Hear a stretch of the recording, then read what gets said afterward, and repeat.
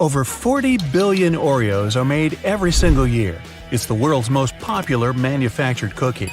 The geometric design stamped into these cookies has the Nabisco logo, the symbol of European quality, surrounding the word Oreo. William Tournier created the chocolate cookie design we see today back in 1952.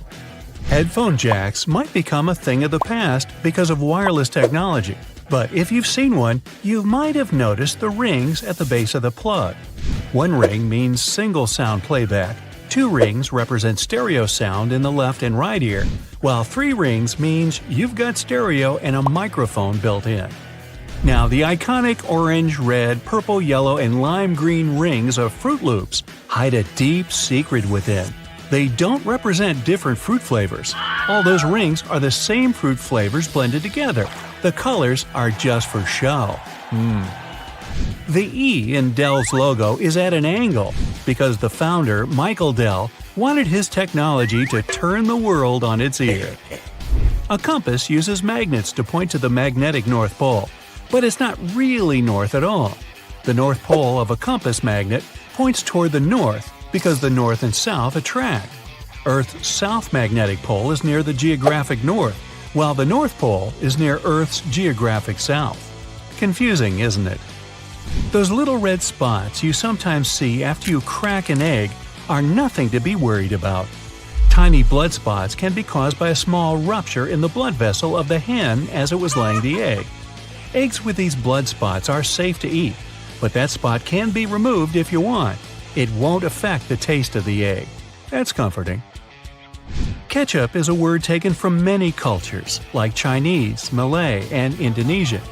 It originally meant a pickled fish sauce. Catsup is also an acceptable spelling used. However, ketchup is the most popular way it's spelled these days. Airbnb's logo isn't a bent paperclip, as it may seem to be. Bello, as it's called, for belonging, means more than that. There's a person's head, the location symbol, and a heart for love. All joined together, they make Airbnb's iconic A and symbol of togetherness. E120 or Natural Red 4 food coloring, aka carmine, is made from tiny beetles. It's been used to color anything from cakes to candy to even drinks. That shine on candy also comes from bugs. This time it's the Indian female lac bug. The beetle leaves behind a substance that is scraped from the trees to be formed into dry shellac that gives that glossy look. The Mozilla Firefox logo isn't a fox at all surrounding the planet. It's a red panda instead. The name Firefox is the English translation of its Chinese name. Those maintenance covers in the street are around for safety reasons. In past civilizations, like ancient Rome, manholes, that's what they were called back then, were square-shaped slabs of stone. Unfortunately, these were prone to accidents. If they weren't placed properly, a square cover could slip through the square hole diagonally. Ow! Placing a round cover eliminated this problem. A circle cover won't slip inside because there are no angles. A tomato isn't technically a vegetable, but a fruit. Banana trees aren't related to palm trees or trees at all. They're herbs. Banana is considered an herb because it never builds a woody trunk the way a tree does. Instead, it forms a succulent stalk, like lemongrass or its cousin ginger. You can call them berries as well. The Golden Gate Bridge color wasn't meant to be the orangey red that it is today. The bridge's original color was suggested to be many other colors, such as black with yellow stripes or even candy cane, to make it visible for passing ships and aircraft, especially in the frequent San Francisco fog. But when the steel arrived covered in an orange primer to protect it from rust, the architect preferred the international orange color, and it stuck. Those legs on the back of keyboards aren't an ergonomic design to help your wrists sit better. Using the legs out for too long can tire and hurt your wrists, plus slowing your typing down. The hinge legs are just there to help you see the letters and numbers better if you don't know how to touch type. The color of a chili pepper reveals nothing about its taste or heat. The smaller a chili is, the hotter it'll usually be. The heat doesn't come from the seeds, as believed, but the white membranes that hold them. Hidden within the Toblerone logo of the mountain is the image of a bear standing on its hind legs, about to eat that yodeler over there. No, not really. This is because bears are a big part of Bern, one of the biggest cities in Switzerland, where the founder created the triangle chocolate treat. Toblerone is also a play on the founder's family name, Tobler, and the Italian word Torrone for honey and almond nougat. The space below a cup of noodles is there to protect the noodles during transport. This technique is called a middle suspension. Not only are they protected better in their styrofoam cup, but it also helps those noodles soften more evenly and quickly. Now, even though you might have thought that the hole in the barrel of a ballpoint pen had no purpose, it does. It's called a venting system, which helps the ink flow more smoothly. This way, an even amount of air pressure is created inside and outside the pen, allowing the ink to flow into the point easily. One of the most recognized logos in the cycling world has a hidden item in its famous logo. Inside the Tour de France name, a cyclist hides in the O, U, and R. Those metal brackets on the top of the nozzles in gas stations have a unique design put into place in case of accidents. If a dodo accidentally forgets the nozzle is still inside the gas tank and starts driving away, the magnetic brackets separate without damaging any part of the gas pump. Wendy's logo is designed off of the daughter of creator Dave Thomas. It's also named after her nickname, but there is more to the logo than that. Wendy's collar spells out the word mom. While unintentional, it became something to mean a homey feel more than any other restaurant out there. Finding the right lane to be in while driving for your exit can sometimes be confusing, especially in a foreign country. Pay attention to the side of the road that exit signs are located. It'll be the lane you need to be in. Some toothpaste has a little seal on them that needs to be removed before you can use them. Instead of peeling back the foil layer, the toothpaste lid has a little spike on the top just for this reason. Tostitos have a secret symbol hidden right in the middle of their name. The two T's in the middle of the logo resemble two people enjoying Tostitos over a bowl of salsa. The salsa bowl is in red and forms the dot in the eye. One of the most recognizable figures in the world, the Statue of Liberty, for 16 years functioned as a fully operational lighthouse. However, the light was barely visible even from Manhattan. In 1901, it was eventually decommissioned as a lighthouse. Tourists could even visit the torch for a stunning view of the city. But an accident damaged the Statue of Liberty's torch in 1916, and it's been closed to the public ever since. The Do Not Remove Under Penalty of Law tag on mattresses isn't put there for the consumer or void your warranty either if you do remove them. In the 1900s, manufacturers used to create the filling with basically anything: animal hair, old hospital beds, or clothing. It didn't matter at the time. Strict laws created the tags to stop recycled materials from being used and sold as new. Good thing. Toyota's symbol is more than just some random rings combined. The three overlapping ovals symbolize the merge of the hearts of consumers and Toyota together. A California sushi roll is made of seaweed, rice, cucumber, avocado, and crab meat. But it's not crab meat at all. Surimi is an imitation crab meat. It's made of white fish blended with sugar instead of crustaceans. The fish mixture is then heated and pressed into shape. The logo for Beats is just a lowercase b inside of a red circle. The circle represents a human head, with the b being the headphones in their shape. All those little black dots around the edges of car windows are called frits. A frit is a painted black enamel that's put into windshields during manufacturing. They block ultraviolet rays and help distribute temperatures between the metal and glass. There are 24 symbols hidden inside the Unilever logo. Let's count, shall we? The sun, dove, plant, spark, chili pepper, spoon, bowl, flower, ice cream, hand, hair, lips, swirl, fish, clothes, bee, particles, packaging, transformation, waves, DNA, palm trees, heart, and virtuous cycle, whatever that is. These represent everything that the company believes in and produces. DNA? Bobby pins are designed so that the zigzag part goes onto your scalp, not the flat part. It gives a greater grip on the hair and skin, making the pin stay in longer. The story that the pins were named after those fashionable London constables called bobbies is not true. I made it up. Fitness trackers and fancy smartwatches are fine for monitoring your heart rate and even the miles you cover on a run. They're not so good at measuring the number of calories you've burned, though. A 2017 study from the Stanford University School of Medicine showed that fitness trackers and smartwatches have error margins of less than 5% when it comes to measuring heart rates. That's pretty good, so you can be confident in whatever reading you're getting. The problem is with the devices measuring energy expenditure accurately or calendars burned. Even the best was off by an average of 27%. The worst was off by a crazy 93%. That means they're very unreliable and shouldn't be trusted. Fitness trackers don't work well for measuring calories because we all have different heights, weights, diets, and many other things. That means we all burn calories at completely different rates. The trackers are often programmed with a preset average height and weight. So, if you're going to use one, take it with a grain of salt, unless you're trying to reduce your sodium intake.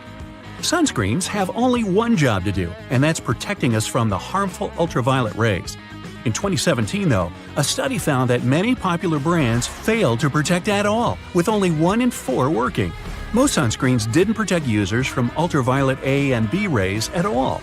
Some manufacturers also claim that these products had an SPF of over 50, which sounds very high quality, but the actual SPF was much lower than that.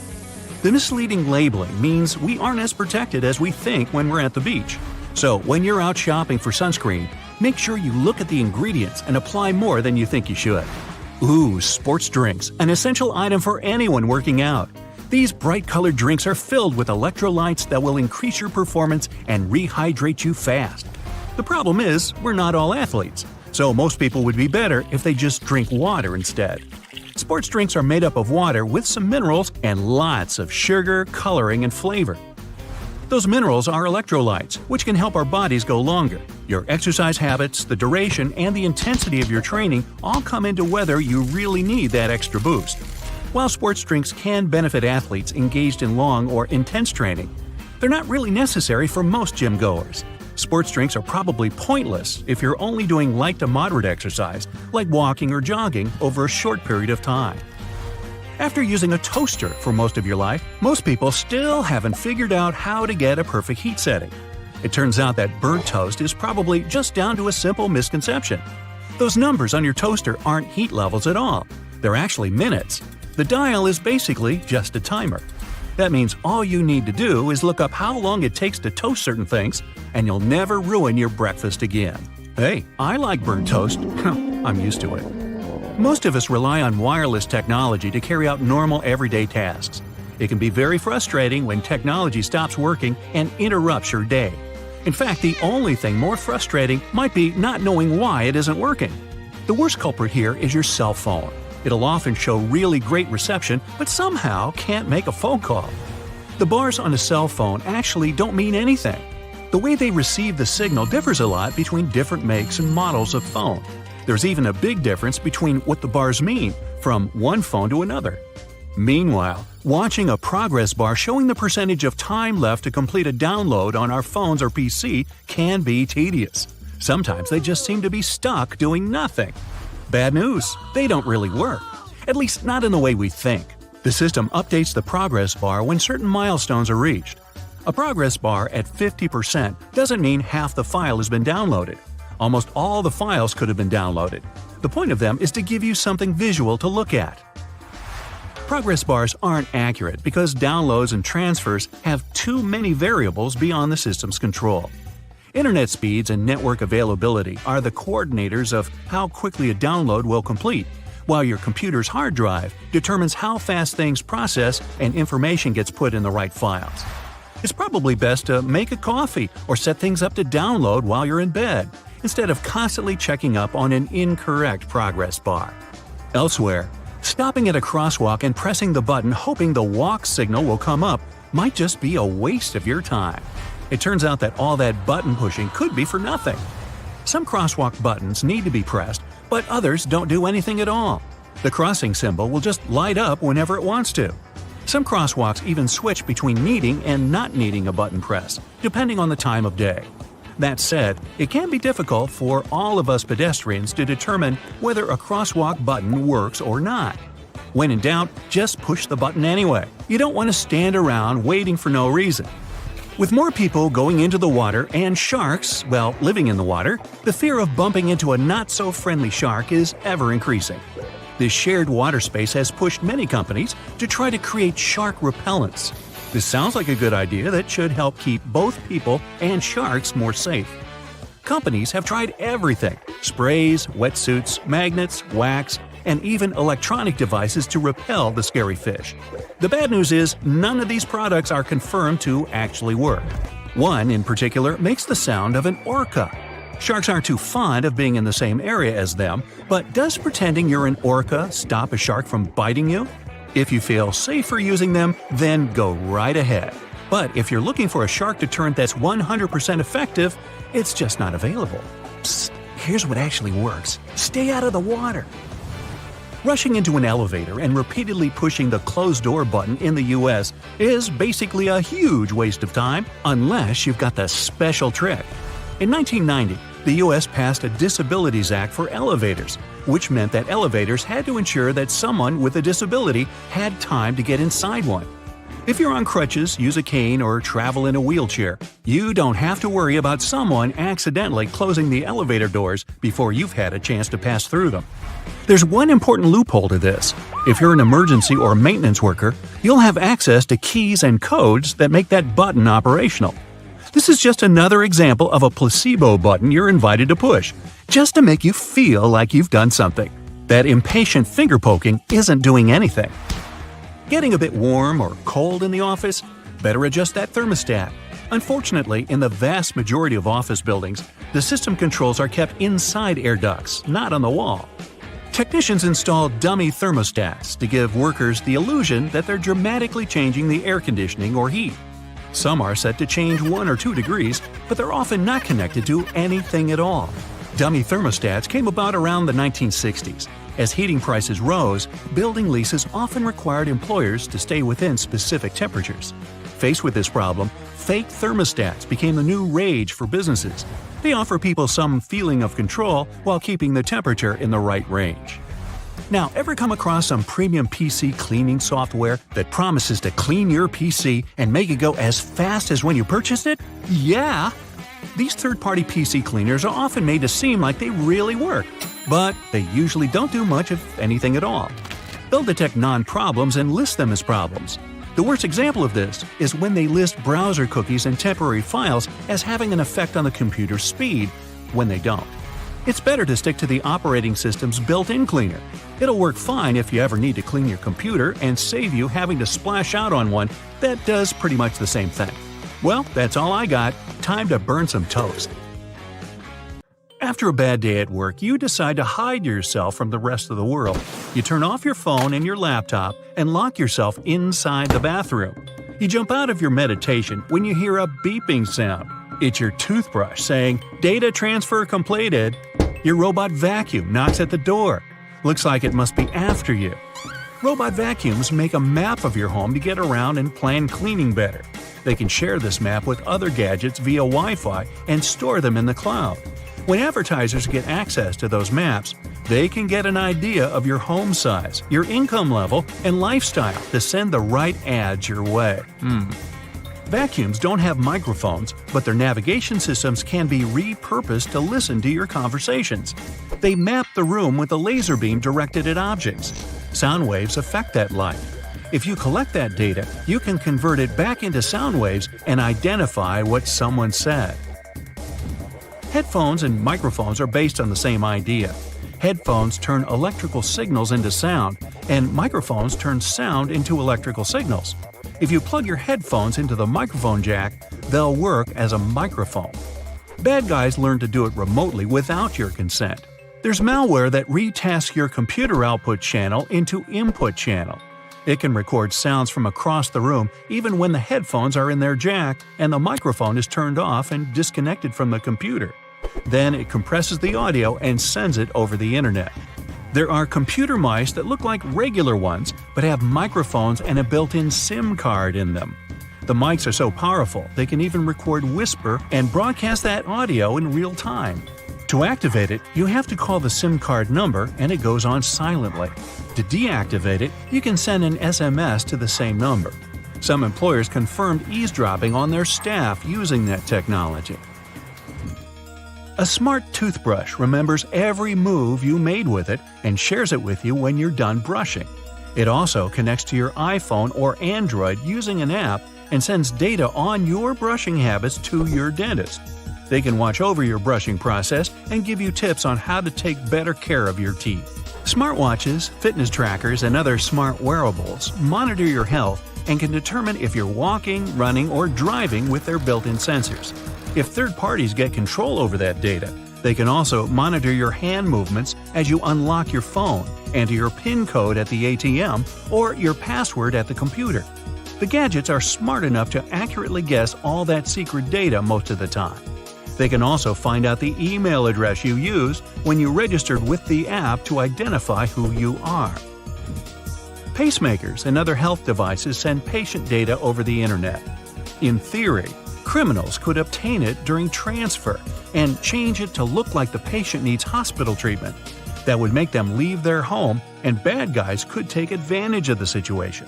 Smart toys that have cameras and microphones in them can record videos and sounds and send them to the toy maker. To keep prices on smart toys lower, they don't add expensive security mechanisms to protect that data. If cybercriminals get a hold of it, they can steal pictures, videos, or audio, and even identify GPS coordinates of the house. LED lights equipped with sensors and connected to video cameras can watch over and listen to conversations over a large distance.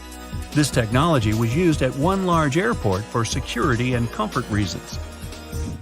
Cybercriminals went further and learned to use ordinary light bulbs for eavesdropping on conversations. To do it, they need a clean line of sight between a powerful telescope and the bulb of the right thickness. It won't work if you have drapes on your window. When you're talking or listening to music, there are changes in air pressure on the surface of the bulb and it's shaking a bit. A special converter can turn data on the sounds from electrical to digital. Internet-connected thermostats can be operated remotely, and that made them desirable for cybercriminals. They once got access to millions of debit and credit cards data through a large retailer's heating and cooling system.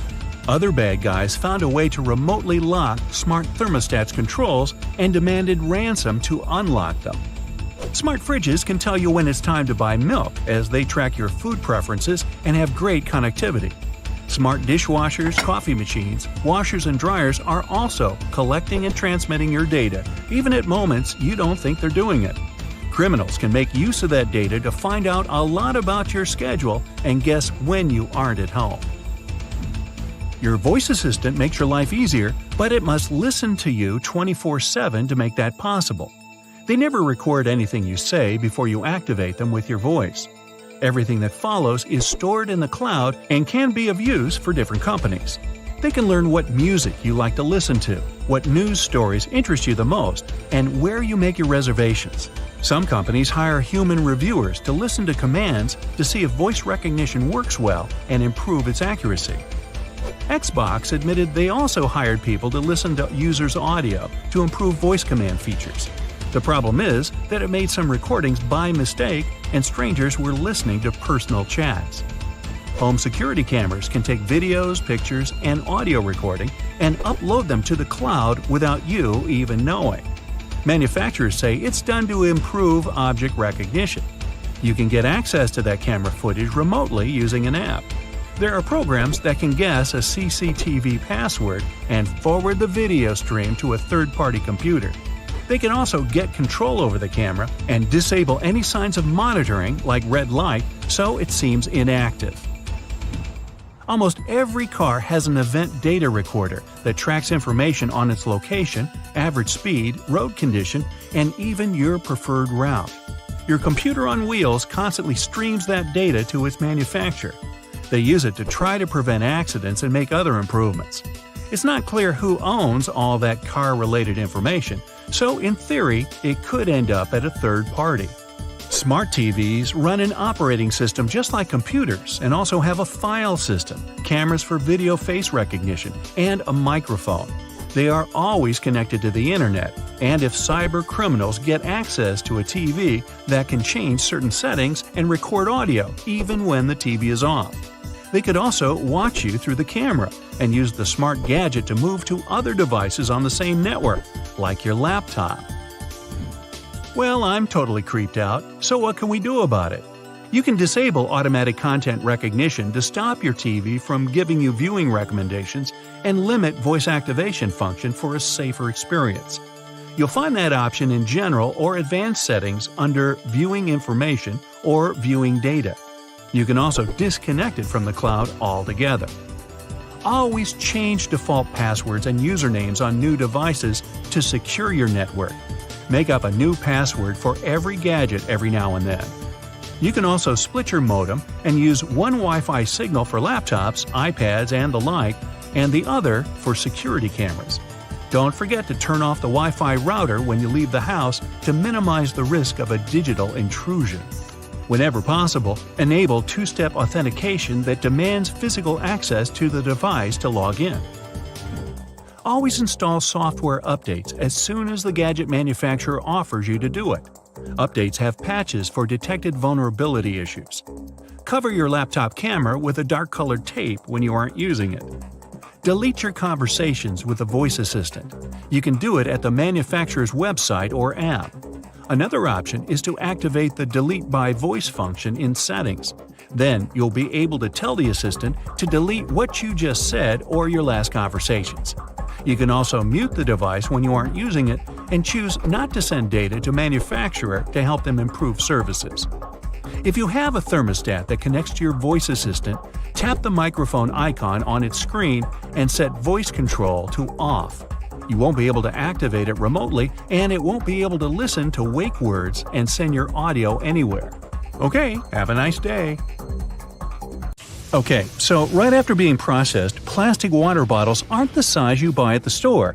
Even a gallon water bottle starts its life as a small tube. Later, it gets heated, inflated, and shaped into the bottle you know. Boy, I can relate to the heated and inflated part. Now, not all potato chips are actually fried potato slices. Some companies use a mix of potato flakes, cornstarch, and water to produce chips. This mix is then pressed into a dough, and chips are cut out from it with the help of shape molds. Then the chips are fried, which takes about 11 seconds. After that, all excess oil gets drained and the chips are seasoned and packed. There's a legend that only 2 people in the world know the original recipe that gives Coca-Cola its signature taste. These people aren't allowed to travel together so that the recipe never gets lost. Even though it's just a popular legend, not many people are aware of all the ingredients of the world-famous drink. One of them used to be the cola nut. Hey, I used to be a cola nut. You can find these nuts inside the fruit of the cola tree. Each fruit is about the size of a chestnut and has between 2 and 5 cola nuts inside. The cola fruit and nuts are packed with caffeine. Nowadays, Coca-Cola is said to no longer contain the cola nut extract. It's rumored to have been replaced with artificial flavoring. But since the drink's recipe is such a closely guarded secret, no one knows for sure. Hey, maybe we can ask Pepsi. These days, it's quite simple to make a mirror. Producers take a regular sheet of glass as a base. Then they apply a reflective coating. This usually means spraying a thin layer of either silver or aluminum onto the back of the sheet of glass. This process is called silvering. Some kinds of car wax contain carnauba wax, also called Brazil wax. That's a vegetable wax people get from the fronds of the carnauba tree growing in Brazil. To get the wax, the leaves of this tree first get dried and then beaten. Ooh, ooh, ow, ow! This is how you can remove the powdery wax. Now, pencils. First, their leads are made by mixing clay and graphite powder. This mixture is then baked. After that, pencil bodies are made.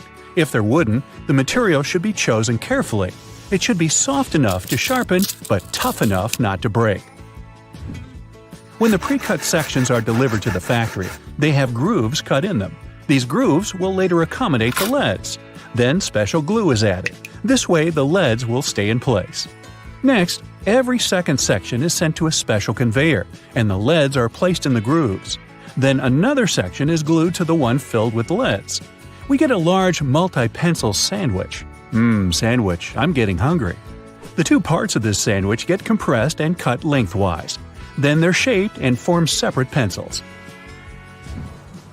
Lava lamps were invented in the middle of the 20th century. The magic happening inside is due to the right amount and type of ingredients. Two of them are oil and paraffin wax. The oil helps the wax heat up, and once it's heated, it starts rising up slowly. Once the blob reaches the surface, it cools down and sinks back to the bottom. Now, nutmeg is a strongly flavored spice used in many cuisines all over the globe. Despite its name, nutmeg isn't a nut. It's technically a seed native to the Spice Islands and East Indies tropical islands. Nutmeg grows on trees, and the seed itself is sealed in a shell. Once it's ripe, the outer shell cracks open. Chocolate comes from the cacao tree, which is native to the Amazon. These trees also grow in Central and South America and some other tropical climates in Africa and Asia. The seeds of the cacao tree are very bitter. They have to be fermented to develop the flavor you're used to. After this process, the beans get dried, cleaned, and roasted. The shell is removed, and crumbled bits of dried cocoa beans are ground to cocoa mass. This mass is then used in the production of all kinds of chocolatey things. In the past, people used to chew different types of aromatic substances, including beeswax, tree resin, or even aromatic twigs. But modern-day chewing gum is made of a natural latex-like ingredient called chicle. It gets extracted from trees. Modern marbles are made from glass. The first step is to melt recycled glass and previously rejected marbles that turned out to be too small or too big. About 15 hours later, the molten glass is ready for processing. A special cutter bar moves through the stream of liquid glass every half a second. It separates small pieces of glass. They're future marbles called slugs. The faster the cutter bar moves, the smaller the marbles are. After that, the still hot slugs are sent through several constantly rotating metal rollers. They keep the slugs apart and also cool them. These ridged rollers also give the marbles their spherical shape. As for the marble's final coloring, it's determined already at the melting stage. That's when the air passes the coloring through the glass. You can find springs everywhere, from tools, electronics, and toys to pens and mattresses. They come in different forms, for example, torsion, wire, extension, or compression springs. When a spring is made, a steel cord is passed to a dereeler. How thick this cord is depends on what kind of spring we need. The dereeler unwinds the roll and sends the cord to a computer-controlled forming machine. That's where the cord gets coiled to the needed length and cut into pieces. Now, to produce tomato ketchup, one of my favorites, you need tomato paste or puree, sugar, or some other natural sweetener, salt, spices, vinegar, and onion powder. First, the needed volume of the tomato paste is heated while being constantly stirred. Then other ingredients are added as well. Before the ketchup is bottled, it has to go through several cooling stages. Meanwhile, bottles are already aligned and waiting to be filled with the ketchup.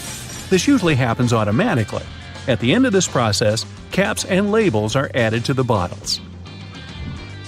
Cashew nuts are rich in plant protein, healthy fats, and fiber, and low in sugar. But they're some of the most expensive nuts out there, and no wonder. The cashew tree, native to tropical regions of Brazil, produces a long stalk called a cashew apple. It resembles a small pear. Well then, why don't they just call it a cashew pear? Anyway, at the end of this stalk, there's a kidney-shaped nut. It's protected by a double shell that contains a poisonous oily substance. It's the main reason cashews aren't sold in their shells like peanuts or pistachios. Cashews need to be dried and roasted first. This removes the toxins and makes the shell brittle and much easier to remove. Nail polish, as we know it today, is a rather modern invention. It became popular at the beginning of the 20th century. Different companies use different kinds of chemicals and ingredients to produce nail polish. But one of these ingredients is always the same: nitrocellulose. This substance is actually liquid, but it gets mixed with plasticizers. They make nail polish more flexible and allow you to wear it longer. The process of creating ice cream sandwiches is pretty simple. First, ice cream gets whipped. It's done to add some air. The resulting substance is then sent to the next part of the assembly. There, 2 lines of wafers are already sandwiched together, and ice cream is simultaneously injected between them. It happens so quickly that more than 100 ice cream sandwiches can be made in a minute. How many can I eat in a minute? There are all kinds of plastic brooms out there, but there's one type that's made from recycled plastic bottles. With people buying 1 million plastic bottles all over the world, it's a cool way to reuse plastic. Tires production is a multi-step process. Tires are made from more than 15 main ingredients. Among them, there's synthetic and natural rubber, carbon black pigment, and chemical additives. Giant mixers stir these ingredients under high pressure and temperature. The final result is almost always thin rubber gum. It gets rolled into sheets. After that, tires get assembled on a special machine. Different kinds of cloth, rubber, and metal are used for the production of a tire. Finally, the tire gets cured in a special press under more than 300 degrees of heat and high pressure. This process lasts for 12 to 15 minutes. When they make darts, the flight shafts are produced first. 10-foot-long aluminum rods are put into a special machine. It has a few cutting tools that work from several angles at the same time. The rod turns into shafts. There are threads cut into each flight shaft so that it can be later attached to the dart barrel. That's the part you hold and fling. On the other end, a cross saw makes slots for the arrow flights. At the same time, brass rods turn into the barrels on another machine. Grooves are cut into the barrel surface. This makes them easier to hold. And finally, they produce a dart point. It's done with the help of a hydraulic press. It forces pointed steel into the hollow part of the barrel. And dart's all there is about how they make darts. Go check your box of aluminum foil. Does it have push-in tabs on the sides? They're there to keep the roll in place as you pull some foil out. Now flip a stapler upside down. See the metal plate on the bottom? You can turn it to get temporary staples, ones whose pins are bent outward and are easier to take out. Speaking of flipping stuff, do it with a salt jar. Nah, you should have closed the lid first. Now you've got salt all over the place. Okay, now you've done it. Look at the bottom of the jar. See the ribs on it? If you take another jar, say with pepper in it, and rub the bottoms of the 2 jars against each other, the salt will pour out evenly without you having to shake it vigorously. Same works with pepper too. It wasn't their original purpose, but you can use soda can tabs to hang hangers on other hangers. By the way, the hole in the tab is there to put straws through and keep them in place. Post-it notes are supposed to be peeled off from the side like you're turning the page in a book. Most of us tear them from the bottom, and that just creates a crease and makes the whole note less sticky. The hole in your spaghetti spoon helps you measure the perfect portion. It's just enough for one person. Multiply that by however many people you're serving. Or maybe you just like to pig out on pasta. Hey, I'm not judgmental. Does the audio jack in your headphones have 1, 2, or 3 stripes? 1 band means your headphones just play sound. 2 means stereo sound, and 3 mean the headphones also have a microphone. To prevent water from boiling over, just lay a wooden spoon across the rim of the pot. It only works for a little while though. If the spoon's surface gets heated up to boiling point, the bubbles will just foam up and around it. That's why metal spoons won't do. They heat up too quickly. Silica gel packets can absorb up to 50% of the humidity in a confined space, so use them around the house. Tape one to the lid of a container of dry goods, be it dog treats, breadcrumbs, cookies, you name it. Throw one in each of your dresser drawers. Just make sure they don't get accidentally eaten. Most people use bobby pins upside down. The zigzag part goes closer to your scalp. The texture keeps the hair and pin in place much better. Bubble wrap was originally created as wallpaper that would be easy to clean, but the decor idea didn't take off, so they found a new use for it. Now they help cushion items during shipping. And they pop so nicely, of course. Hey, just ask my dog. All crackers and some cookies have holes to make sure the final product has the right texture. These teeny tiny holes allow steam to escape, so your crackers and cookies wouldn't snap. If it weren't for these holes, also known as dockers, steam would build up inside the tree, and the final result might have been scrumptious, but it would have been rather oddly shaped. The scalloped edges on Ritz crackers are there so you can roll the cracker over your cheese so that you get the perfect size piece to sit on top. It works for softish cheese only. Don't try to cut some Parmesan like this. Cheesily speaking, you probably grate your cheese with a cutting board or a plate underneath the box grating. Try a more convenient method. Flip the box grater and lie it on the side. This way you get the finest shreds of cheese and it's mess-free. PVA glue doesn't stick inside the bottle because it contains long molecules, such as polymers and water. Once you squeeze the glue out, the water trapped inside evaporates, leaving only sticky polymers.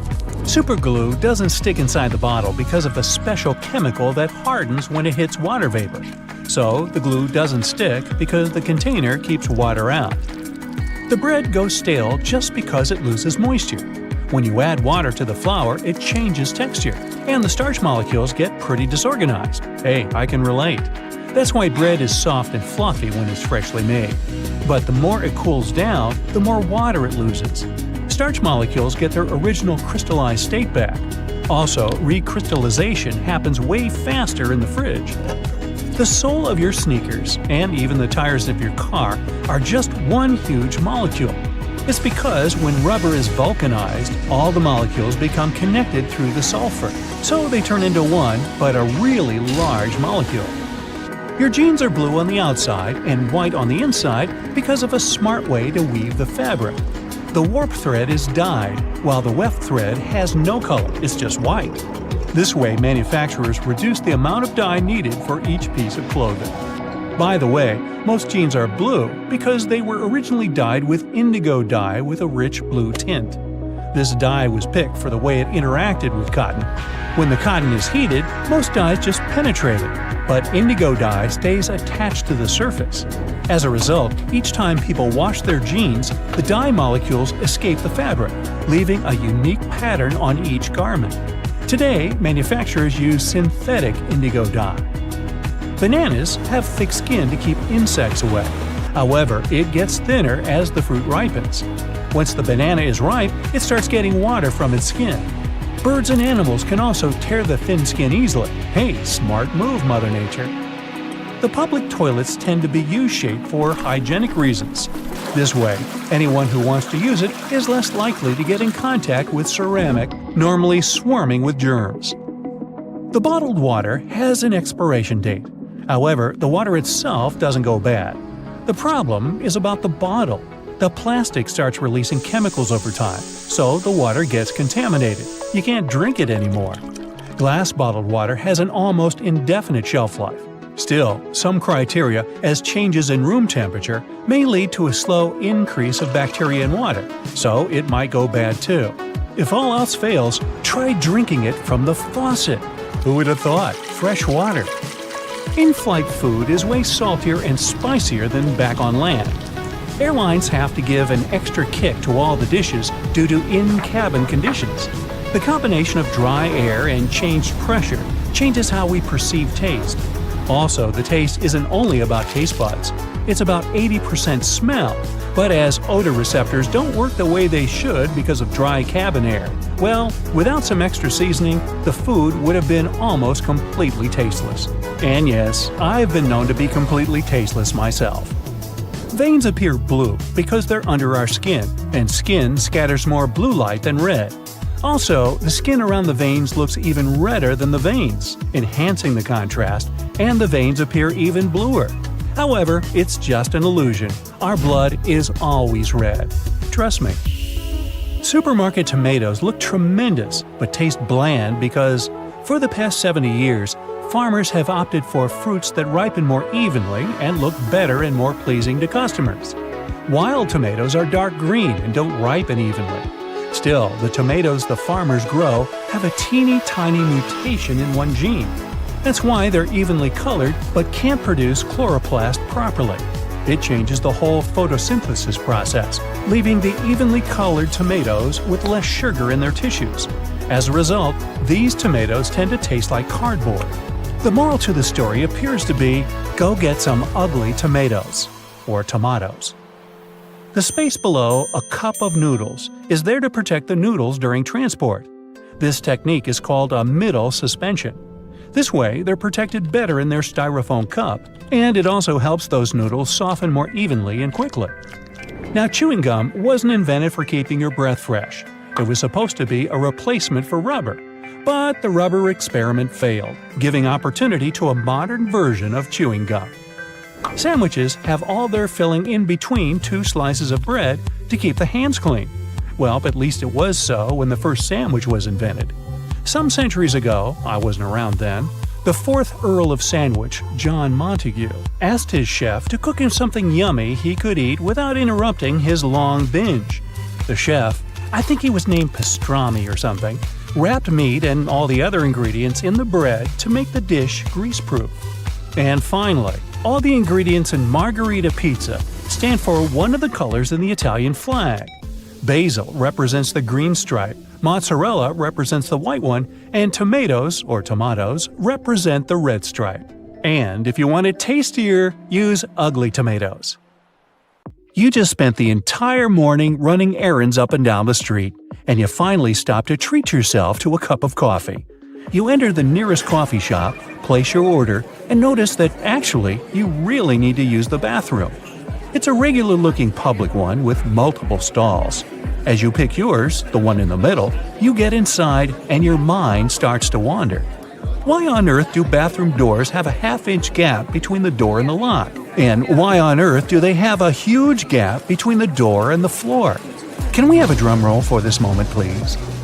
Well, my friend, there is not only one specific reason why public bathroom doors have so many gaps in them, but rather several.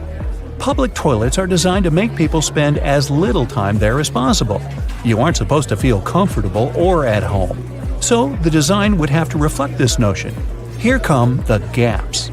In some bathrooms, gaps are so big that users may even feel self-conscious about doing their business out of preoccupation that the rest of the people standing in line will see them. Then there's the matter of pricing. Making custom doors can be a heavy burden for the people building public toilets. This would mean understanding exact measurements so that doors would always fit the mold of the stalls it's supposed to be installed into. Now, not all the gaps in public bathrooms are necessarily the same size. They may vary, even if this variation is small and often unnoticeable. So, these gaps actually help to reduce the margins of errors and to turn production more cost-effective for the people financing them. In case a door comes wider or more narrow than it should, the gap regulates the differences and allows for their installation anyway. There is also the case of air circulation. The last thing you want to do in a public bathroom is to trap odors. So you need a little space under and between the doors to allow the air to flow. Finally, the gaps are a big safety measure.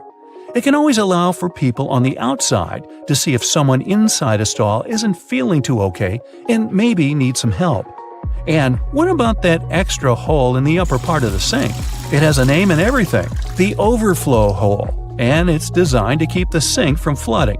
So, in case someone forgets and keeps the faucet going for too long, or the sink gets clogged and water can't drain down from the main drain hole, the overflow hole comes in to save the day.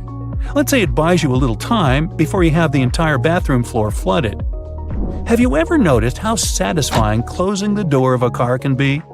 Car manufacturers devote a great deal of time to designing these sounds. Studies have shown that they create a perceived sense of quality in the buyer. It all begins with the primary material. While older cars used to be made with heavier materials, car doors nowadays are produced with lighter tin, which can make a rather unpleasant metallic sound once you shut them closed. So car companies employ sound engineers to ensure that there is the exact amount of foam, mats, and tin in a car's composition to make the most comforting sound possible. And what about those tiny dots on the top of your car's front window? The pattern of these little black dots minimizes distractions for your eyes. This black part, also known as frit, normally gets warmer than the clear parts, which prevents the windshield from deforming. And no, the tab under your rearview mirror is not made only for the purpose of hanging fluffy dice or aromatic-pleasing air fresheners. It's actually a switch that allows you to adjust the position of the mirror depending on the time of day. Flip it one way and it's the daytime driving mode. Flip the other and you're ready to drive safely during nighttime as it tones down the glare coming from headlights of the cars behind you. Next time you head out to the supermarket, make sure to keep this in mind. In case you don't have a coin to unlock these shopping carts, there is a well-kept secret that can help you out. If you have your house keys on you, check for a rounded key head. If you happen to find one, try using it to unlock the cart. It should fit perfectly in there, replacing the need to carry coins around. Because, if we're being honest, who still has them? Elevators. If you want to ride them on your terms, and your terms only, make sure to try something out. Most elevators have a secret button combination you can use to skip all the other selected floors and go directly to the one of your choosing. This might work out, especially on those days when you've pressed 13, but you wanted to press 33. On most elevators, this works once you simultaneously press the closed door button together with your floor number. This should help you get to your floor without stopping. Some elevators require you to double press the selected floor numbers, as double pressing will often cancel the previously made request. While other elevators require you to hold the open door button and then double press the buttons of the floors you'd like to cancel. Now, to stay out of trouble, it's best not to cancel the floors of the other people in the elevator. They won't take it kindly. Also keep in mind that there are elevators that might not have this function. Now, for honey lovers out there, go ahead and raise your hand.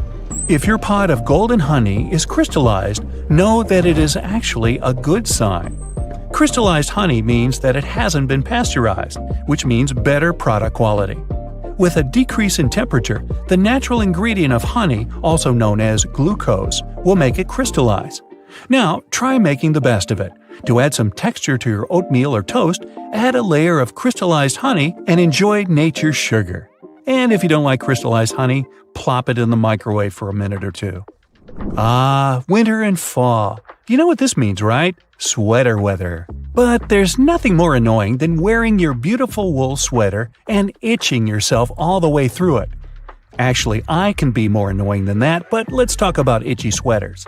To keep this from happening again, here's the secret. Turn your sweater inside out and soak it in cold water. Add 2 or 3 tablespoons of vinegar and let it sit for a while. Then, drain the water. Now, while the sweater is still wet, massage a generous amount of hair conditioner into the fibers of the wool. After letting it soak in the hair conditioner for about 30 minutes, gently press the excess water out of the wool and leave it to dry flat on a towel. There you go! No more itchy sweater. Any fast food restaurant you go to will hand out small paper cups for customers to fill with their ketchup, mustard, or barbecue sauce. But if you're eating some chicken nuggets or trying to dip your burger into the cup, there's always that bit of sauce that seems impossible to reach. Next time, try unfolding the cup. It'll turn into a small paper plate, and this way you'll get all the ketchup you poured in the first place. Padlocks used in outdoor environments should be cleaned and lubricated every 3 months. Regular lubrication will help prevent padlocks from freezing in cold weather conditions. Look for the tiny hole on the bottom of the lock. Then pour oil into it, and there you go. It opens again. One thing we often neglect is a point in an ointment cap. These pointy surfaces were designed to help us break the tinfoil protection of the ointment tube. You just turn the cap over and break the ointment seal with its own cap, and there you go. After a long day of work, all you really need to do is a bubble bath. You turn on the hot water and let it run for a few minutes. You might even light a candle and pour some essential oils into the water. Then, in comes the liquid soap. You stir the water until the entire surface of the tub water is crammed with bubbles and make your way in. The bubbles in a bubble bath have a fundamental primary function. Their job is to preserve the water's temperature, just so you can have warm water for longer.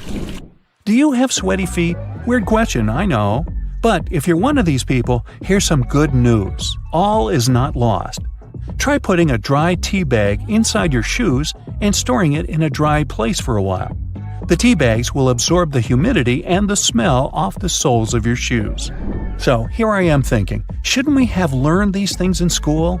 Well, either way, if you learned something new today, make sure to tell us about it in the comments below.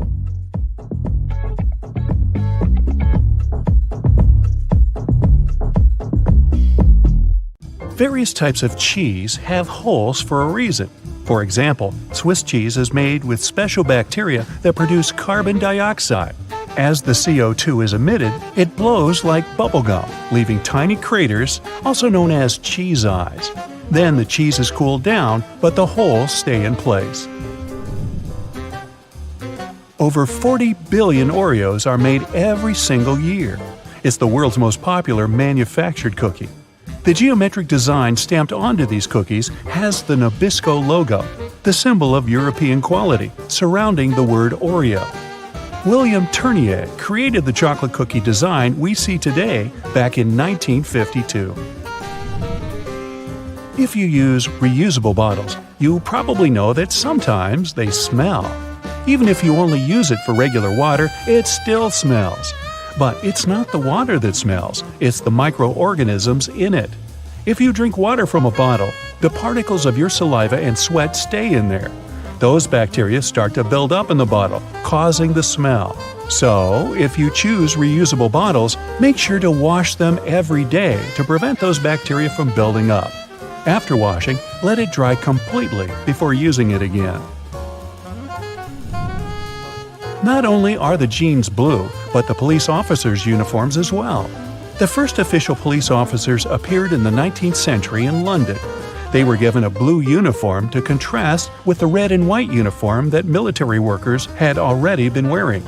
2 decades afterward, the police force was adopted in the USA, and they followed the patterns. The uniform is still blue nowadays because it proved to be a good color.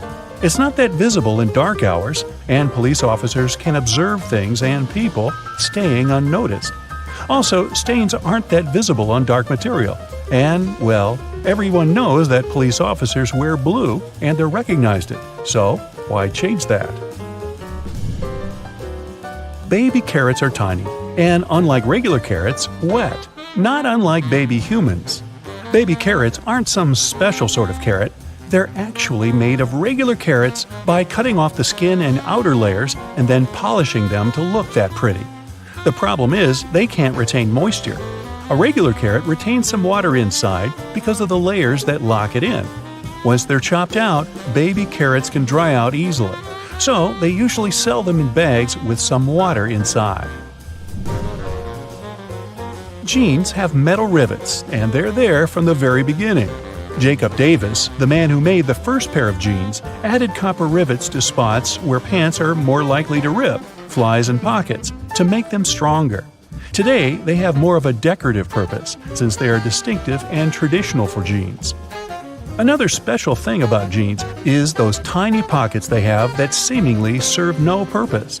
Well, maybe it's true now, but years ago, when many cowboys were wearing jeans, the pocket was made specifically to keep a pocket watch there. Also, back then, a pair of jeans had just 4 pockets. That tiny pocket, the watch pocket, 2 big pockets in front, and just 1 pocket in the back. Car headrests are all about comfort, and detachable headrests are all about safety. If you pull the headrest out, you'll see 2 sturdy metal bars. If you ever get locked or trapped in a car, you can use the bars to smash the window and get out. Those little red spots you sometimes see after you crack an egg are nothing to be worried about. Tiny blood spots can be caused by a small rupture in a blood vessel of a hen as it was laying the egg. Eggs with these blood spots are safe to eat, but that spot can be removed if you want. It won't affect the taste of the egg. Oh, that's comforting. Hidden within the Toblerone logo of the mountain is the image of a bear standing on its hind legs, about to eat that yodeler over there. No, not really. This is because bears are a big part of Bern, one of the biggest cities in Switzerland, where the founder created the triangular chocolate treat. Toblerone is also a play on the founder's family name Tobler and the Italian word Torrone for honey and almond nougat. The space below a cup of noodles is there to protect the noodles during transport. This technique is called a middle suspension. Not only are they protected better in their styrofoam cup, but it also helps those noodles soften more evenly and quickly. Even though you might have noticed that the hole on the barrel of ballpoint pens has no purpose, it does. It's called a venting system, which helps the ink flow more smoothly. This way, an even amount of air pressure is created inside and outside the pen, allowing the ink to flow into the point easily. It's not an accident that soy sauce bottles have two spouts. The sauce is liquid, and it flows out of the bottle pretty quickly once you turn it over. Most Asian food lovers will admit they've spilled it at least once in a lifetime. That's why nowadays, restaurants prefer serving soy sauce in special bottles that have two spouts. This design allows you to control when and how much sauce will come out. Just put your finger on one spout while you pour the sauce through another. If you press your finger tightly to the spout, the sauce will stop flowing, and if you remove your finger, it will flow again. And please do not remove your finger in a restaurant. It will freak everybody out. You've probably noticed that train and bus seats are covered in fabrics with weird patterns. Any idea why? They use these patterns to cover any germs and stains on the seat. Oh boy. The brighter the color and the more patterned it is, the harder it will be for a passenger to notice any stains and get grossed out. Also, the patterns are usually so ugly that no one even wants to look at them for long enough to spot any stains. So yeah, the pattern is there to make you look away, and if you look, to make it less noticeable. No bus will ever have plain white seats, that's a guarantee. The middle tab on soda cans can be flipped around. You can slip a straw in place so you don't have to hold it up to your mouth. This Stay On tab replaced the pull ring tab created in the early 60s. You remember those, don't you? Those could be quite sharp and easily discarded where they could be a menace for others. Now you can pop your straw straight into one. Also means you can produce some bubbles and make a mess like a 3-year-old. Sometimes, when you purchase an article of clothing, you receive a plastic baggie with an extra button and a swatch of fabric. While the fabric is clearly used to patch holes, it can also be used to test the effects of various cleaners on certain surfaces. It's handy, too, to test wash cycles before using them to wash the whole garment. Escalators have those fluffy black brushes for a similar reason that some have yellow lines on their steps, to try and deter people from getting too close to dangerous places. People don't always take notice, and sometimes clothing can drape close to the point where the step meets the edge or skirt. The brush is a little barrier to help prevent this from happening. They can also catch bits of fluff and prevent other small things from falling down into the gaps. Those takeaway containers most associated with Chinese restaurants are designed to not only carry your food home, but to store it in the fridge. They double as a plate, as you can eat straight out of them and don't have to worry about dirty dishes. Yay! They were actually patented way back in 1894 to transport freshly shucked oysters and were known as oyster pails. They were later adapted to use as leak-proof containers for food. Ever wondered why coins have those little ridges along the edge? It's a leftover from earlier times when they were worth more. Counterfeiters could easily file the edges off to sell as gold or silver coins to make some profit. The ridges were created so it was much easier to tell which of the coins had been altered.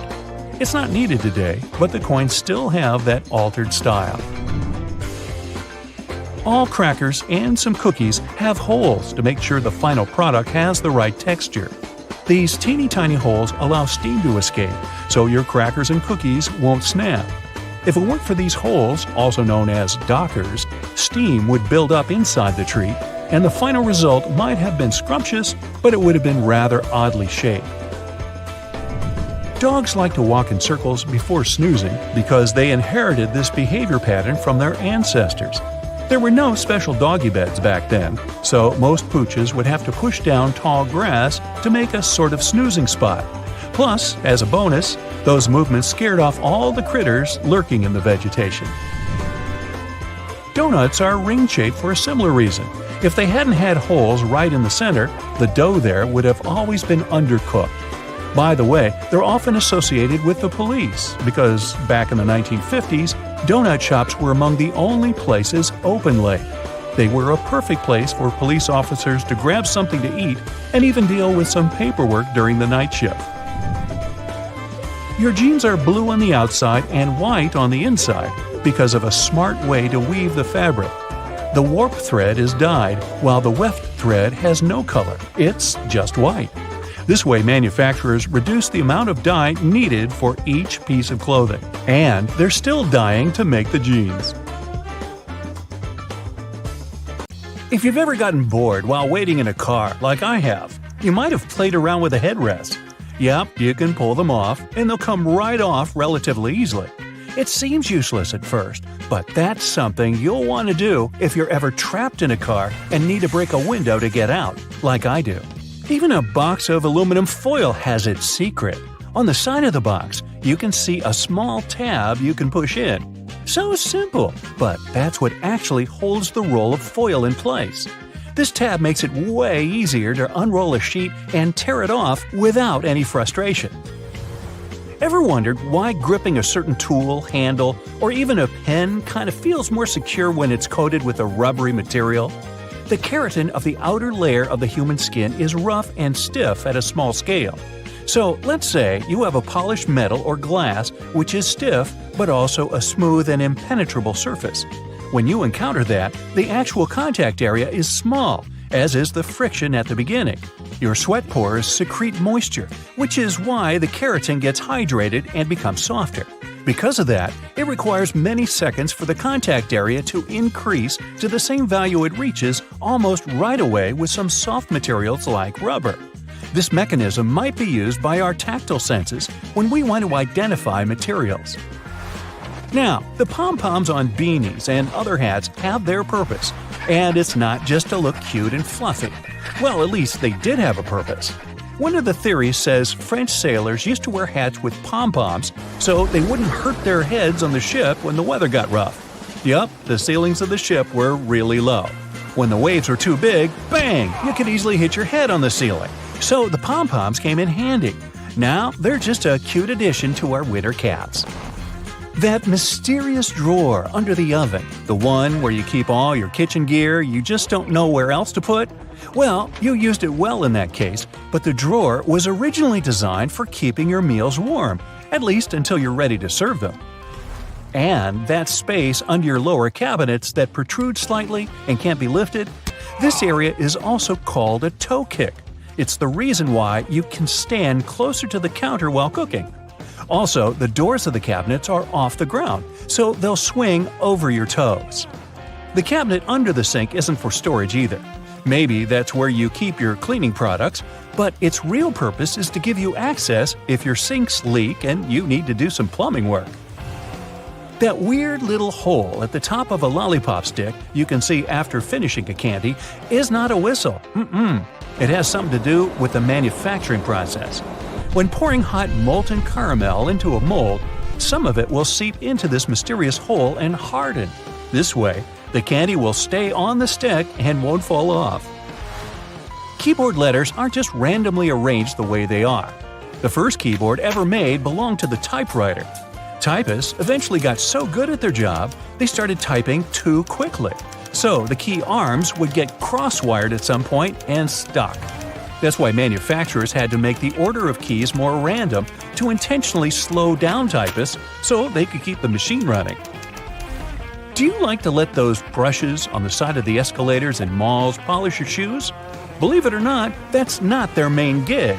The bristles are there for safety. People used to get their bags and clothes stuck in those escalators when they would stand too close to the sides. These nylon bristles kind of play with people's minds, and they keep their feet away from the escalator skirt panels and avoid accidents. Most people assume bobby pins have curves for fashion, which is why they mostly place it in their hair with the wavy side up. But those little waves are actually there to catch the underlying bulk of hair and grip the pin into place. So the wavy side should go down. You've probably noticed measuring tapes mostly come with a metal stub that ends with a small slot. If your hands are full of stuff, simply hang the slot on a nail for measurement. If you take a closer look, you'll see the stub is a little bit serrated on one side. This means you can use it to mark the points, so you don't even need a pencil. If you spend a lot of time in planes, you've probably noticed that little hole located at the bottom of the window. Nothing to be nervous about. It's what keeps us safe while flying high. It's something called a bleed hole. You can see right there in the middle of the pane of the 3 window panes that actually protect passengers from the outside pressure. This hole may be tiny, but it takes all that pressure off the outer one. The hole also gradually exposes it to cabin pressure, which helps with fixing pressure imbalances on the windows, if there are any.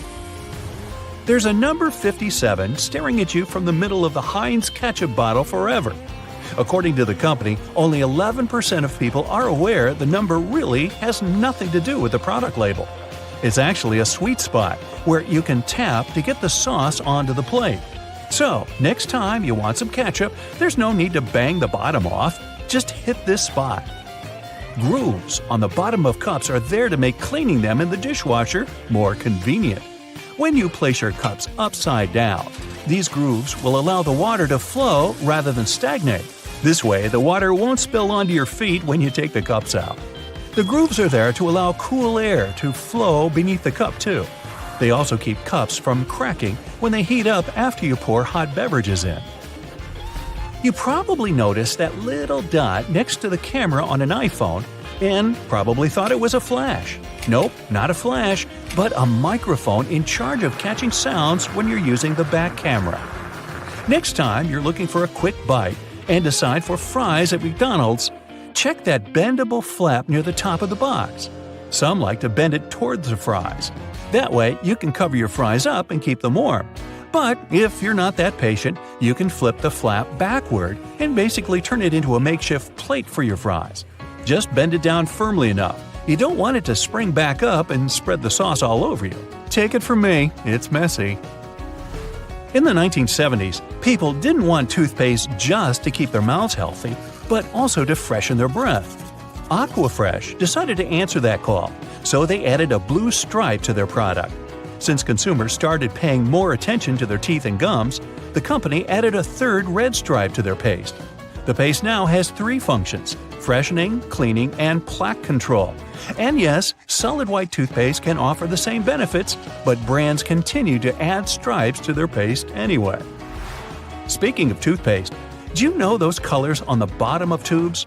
The colors don't mean anything in particular.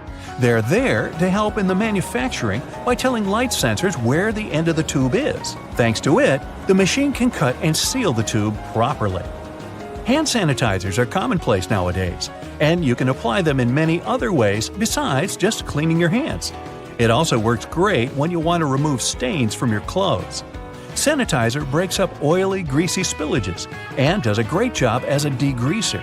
You can even use it as a deodorant if you get caught out on a hot day. What's hiding inside Coca-Cola cans and regular household batteries? Why do magnets affect breakfast cereals? Do crosswalk buttons actually work, or are they just useless decorations? What does that USB symbol really mean? I'm not sure I know the answers to these and similar questions, but I'm eager to learn the truth together with you. Let's find it out. Coca-Cola cans have a secret few people know about.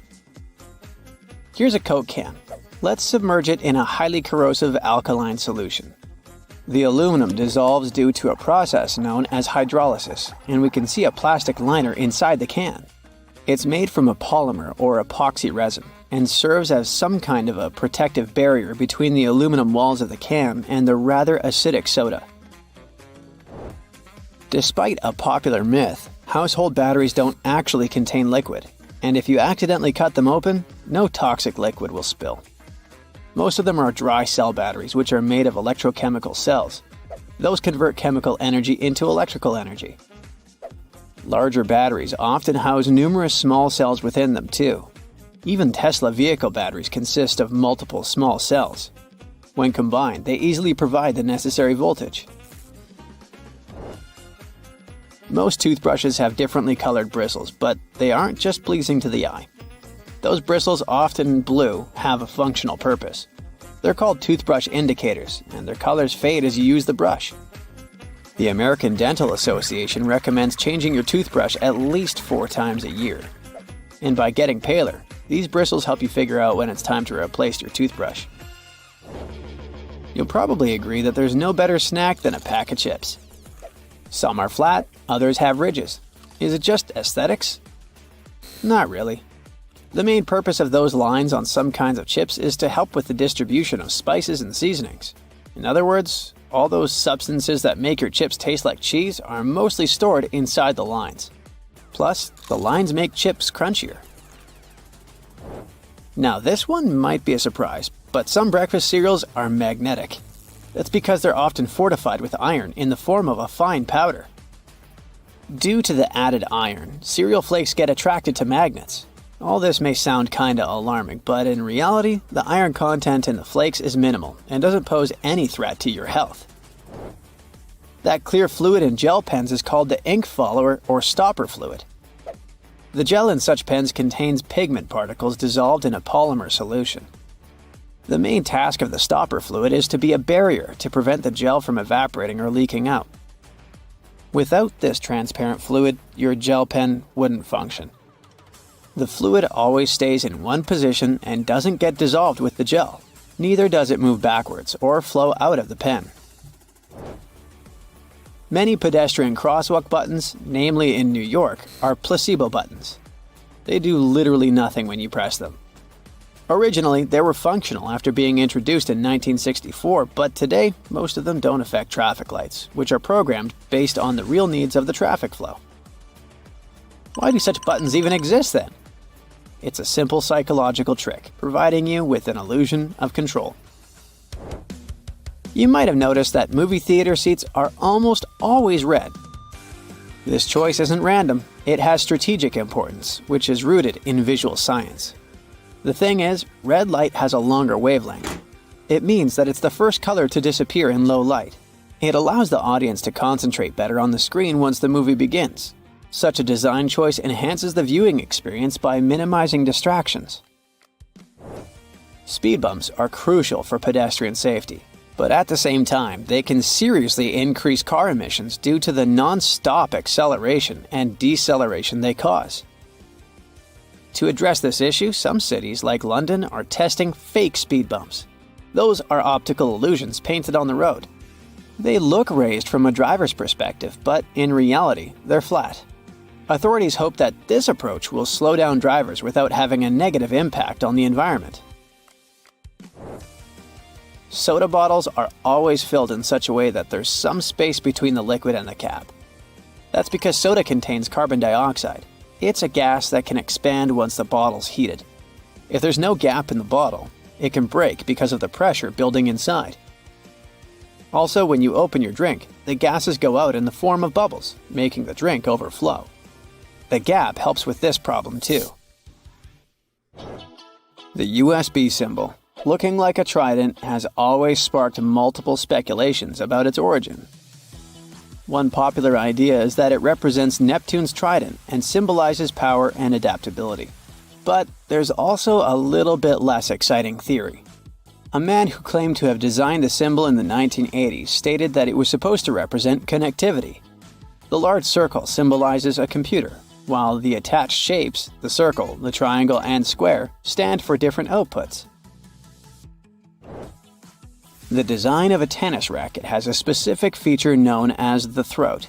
It's an open space below the head of the racket. This space isn't just for storing balls, it also improves the racket's aerodynamics by letting air pass through. It seriously reduces drag during swings. Speaking of tennis courts are usually built with a north-south orientation.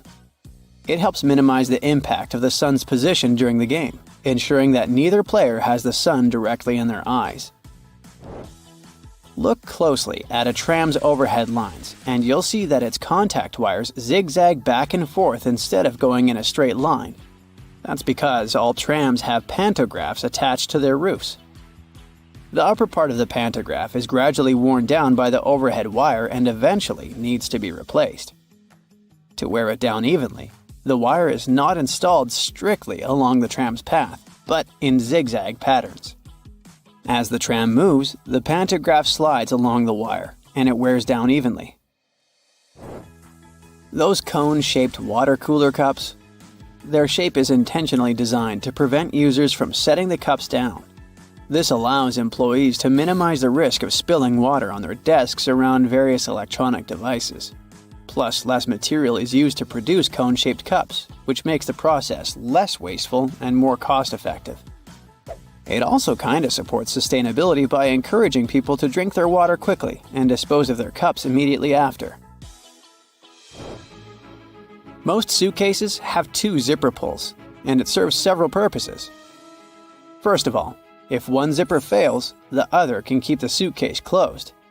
Even better, having 2 zippers allows you to have easier access to small sections of your suitcase without having to open it entirely. And finally, when you have 2 zippers, you can connect them with a padlock for increased security. Some plastic milk containers have dents on their sides. These dents serve several purposes. When milk spoils, it usually causes swelling and high-pressure buildup inside the container.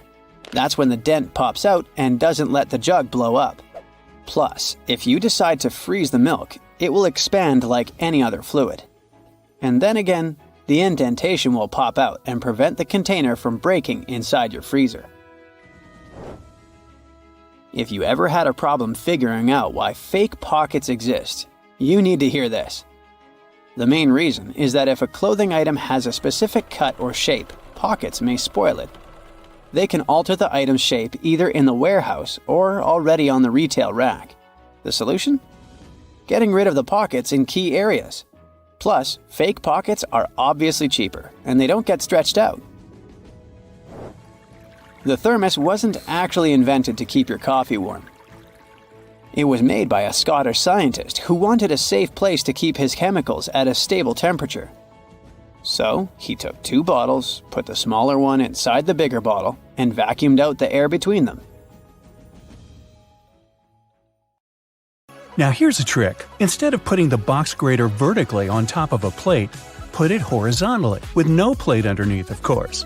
This way you won't risk scraping your knuckles because only your fingertips will eventually touch the grater when you reach the end of the process. Also, it gives the grater more stability, when otherwise you'd have to balance the grater or even hold it in the air with the other hand. When you're done, or when there's just too much grated stuff on the bottom wall of the grater, simply turn it on its side to pour the contents into the bowl or plate. Flowers in a vase would stay fresher for longer if not for the bacteria that breed in the water.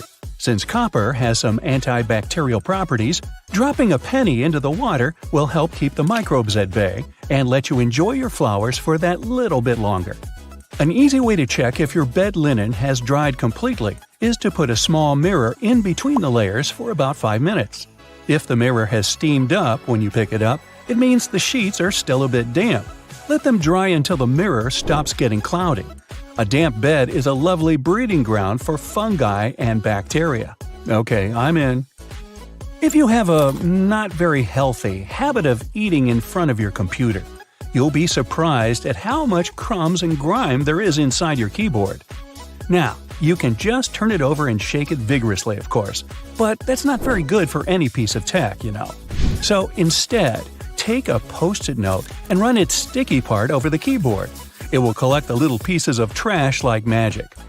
Even a better way to do it, though, is to take a slime and stick it to the keyboard, then take it away, squeeze it, and stick again in another part. The slime will fill the entire space between the keys, and its sticky properties will let it gather every little bit of garbage. Separating egg yolks from whites is easier using a plastic bottle. Break the necessary number of eggs into a bowl, and then take an empty plastic bottle and squeeze it. Hold the bottle over the yolk and release. It'll pull in air and the yolk together, leaving the white in the bowl. Repeat with the rest of the yolks and you're done. And that's no yolk. If you're tired of spitting out the stones when eating cherries or want to make a cherry pie, push the stones out with a straw. Also, many garlic presses have a special tool on their handle that can be used exactly for that. Cleaning a blender can be a nuisance if you do it manually. Instead, fill it with hot water and add some liquid soap or detergent, then run it for about 10 seconds. Rinse it afterwards, and it's clean. Plaster walls can crumble, flake, and spread dust all over the floor when you hammer nails into it. Cut a strip of masking tape and stick it to the place you want to hammer a nail in. The tape won't let the plaster crack and crumble, leaving the hole neat and clean. Small scratches and dents on wooden furniture can be removed with some toothpaste or old walnut. For toothpaste, rub a pea-sized amount of it into the scratch until it's gone, then wipe the leftovers with a damp cloth. For a walnut, take a half of that brain-shaped nut and rub it into the dent. Then rub the area with your fingers and buff it with a soft cloth. This will help the wood absorb the oil from the nut, making the scratch sealed and gone. The sticky residue on jars left after you remove the stickers won't be easily removed by water and detergent. So, take some vegetable oil instead. Soak a cotton pad in it and wipe the sticky surface. Let it sit for a while and then wash the oil away together with the residue. If you can't comfortably reach the wick of a candle with a lighter, take a stick of spaghetti. Light up its end and you'll get a burning stick that's easy to use for hard-to-reach places.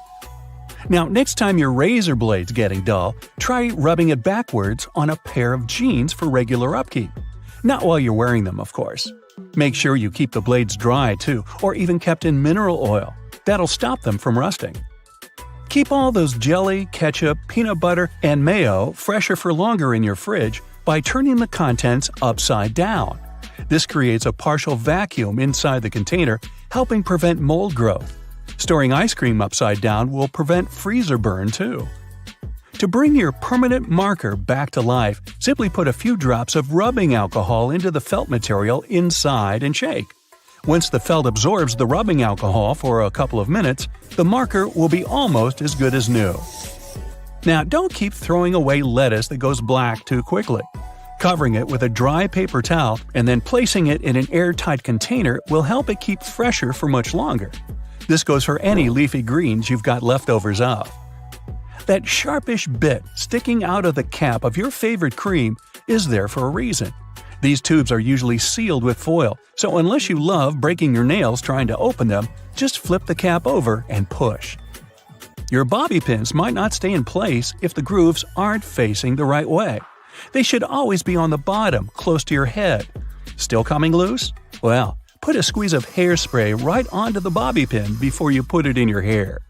Now, your cotton rounds pack has those strings on it, so you can hang it on a handy hook in the bathroom. But there's no need to loosen and tighten it back up every time. Check out the bottom of the pack. It has a perforated line. Tear it open carefully, and you're good to go. 2 zips too much? Maybe, but they come in handy as a clever anti-theft device. Just lock them together. Now no one can open your backpack. Don't have a lock on you? You can also tie them together with some string or even just a paper clip. Anything to slow those pickpockets down. That tiny little button on the back of a shirt collar is used to hold your tie in place. Hey, you don't want your tie trying to escape back there. Shoe manufacturers care about their customers, so most running shoes now have a special anti-blister system pre-installed. Sounds intense, but it's basically just that extra hole on top of your sneakers. Make a loop with the extra hole, inserting the lace backward. Cross your laces and put them through the loops. Now, pull the laces down to lock your foot in place. Now, run. Yeah, go ahead. Car headrests are all about comfort, and detachable headrests are all about safety. If you pull the headrest out, you'll see 2 sturdy metal bars. If you ever get locked or trapped in your car, you can use the bars to smash the window and get out. If you've got some pesky parsley stuck in your teeth, try this tip. It can be hard to get it out with loose floss. You need more tension, so just tie it in a knot. It's not an accident that soy sauce bottles have 2 spouts. The sauce is liquid and it flows out of the bottle pretty easily once you turn it over. Most Asian food lovers have spilled it at least once in a lifetime. That's why nowadays, restaurants prefer serving soy sauce in special bottles that have 2 spouts. This design allows you to control when and how much sauce will come out. Just put your finger on one spout when you pour the sauce through another.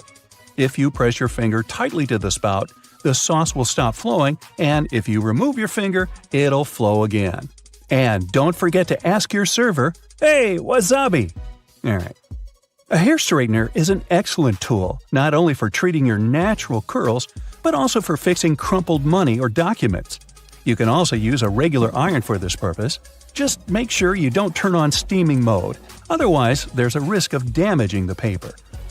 Hair bands are good not only for getting your hair done, but also to open a glass jar with canned food.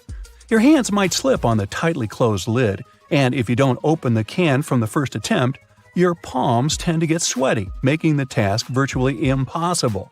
So, put a hairband on the lid to fix your hand and make your grasp stronger. A simple rubber band will do as well. Now, it's time to take my sweaty palms and go. You've probably noticed that train and bus seats are covered in fabrics with weird patterns. Have any idea why? Well, they use these patterns to cover any germs and stains on the seats.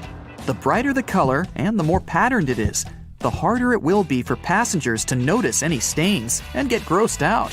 Also, the patterns are usually so ugly that no one even wants to look at them for long enough to spot any stains. So yeah, the pattern is there to make you look away, and if you look, to make it less noticeable. No bus will ever have plain white seats, that's a guarantee. Just a few more bus-related questions to answer, like why don't buses have seatbelts? Buses are overall way safer than cars because they were designed this way. The idea behind this is called compartmentalization, meaning that the seats have high backs that absorb energy. The seats are also placed close to one another, so there's less space to move in case of an impact. Also, on a bus, the passengers sit pretty high off the ground, and in case of a collision, the force is absorbed by the bus's deck and not by the people inside. On top of that, a bus is way heavier than most other vehicles, and even if there is a collision, it distributes the force way differently than a regular car.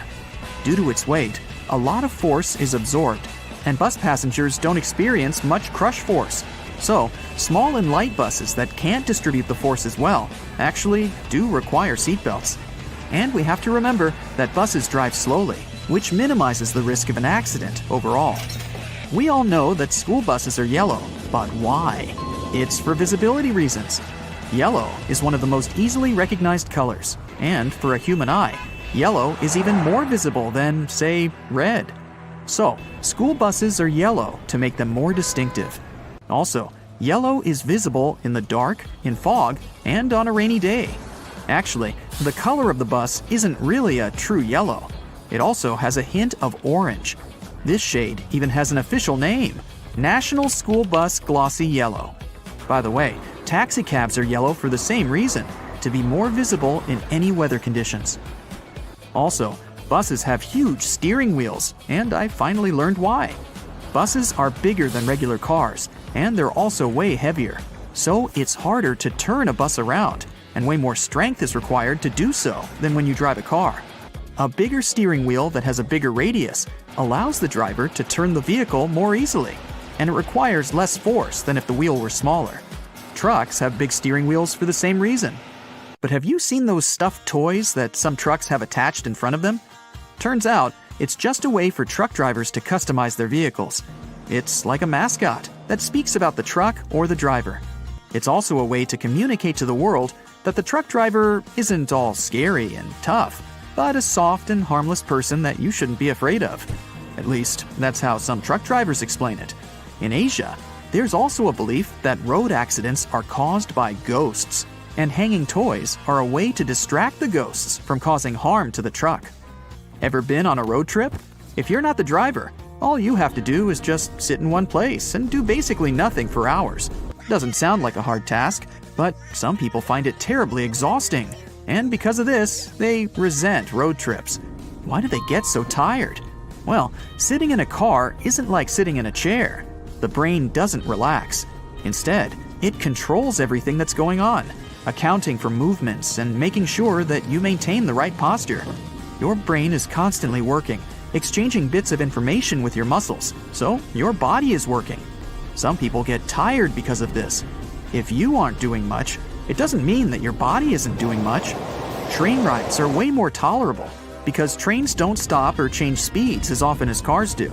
So the body is more relaxed, and train trips are way more tolerable for people who aren't fans of road trips. Another mystery is why it's way harder to stand still in the same spot for 30 minutes in comparison to, for example, walking for 30 minutes. Again, it sounds like you're not doing anything when you're standing. So why is it so tiring? Well, standing is a pretty hard task for your body. When standing, the muscles in your legs work very hard to support the mass of your whole body. If you're standing, there are not many muscles working, and only a few of them have to do all the work.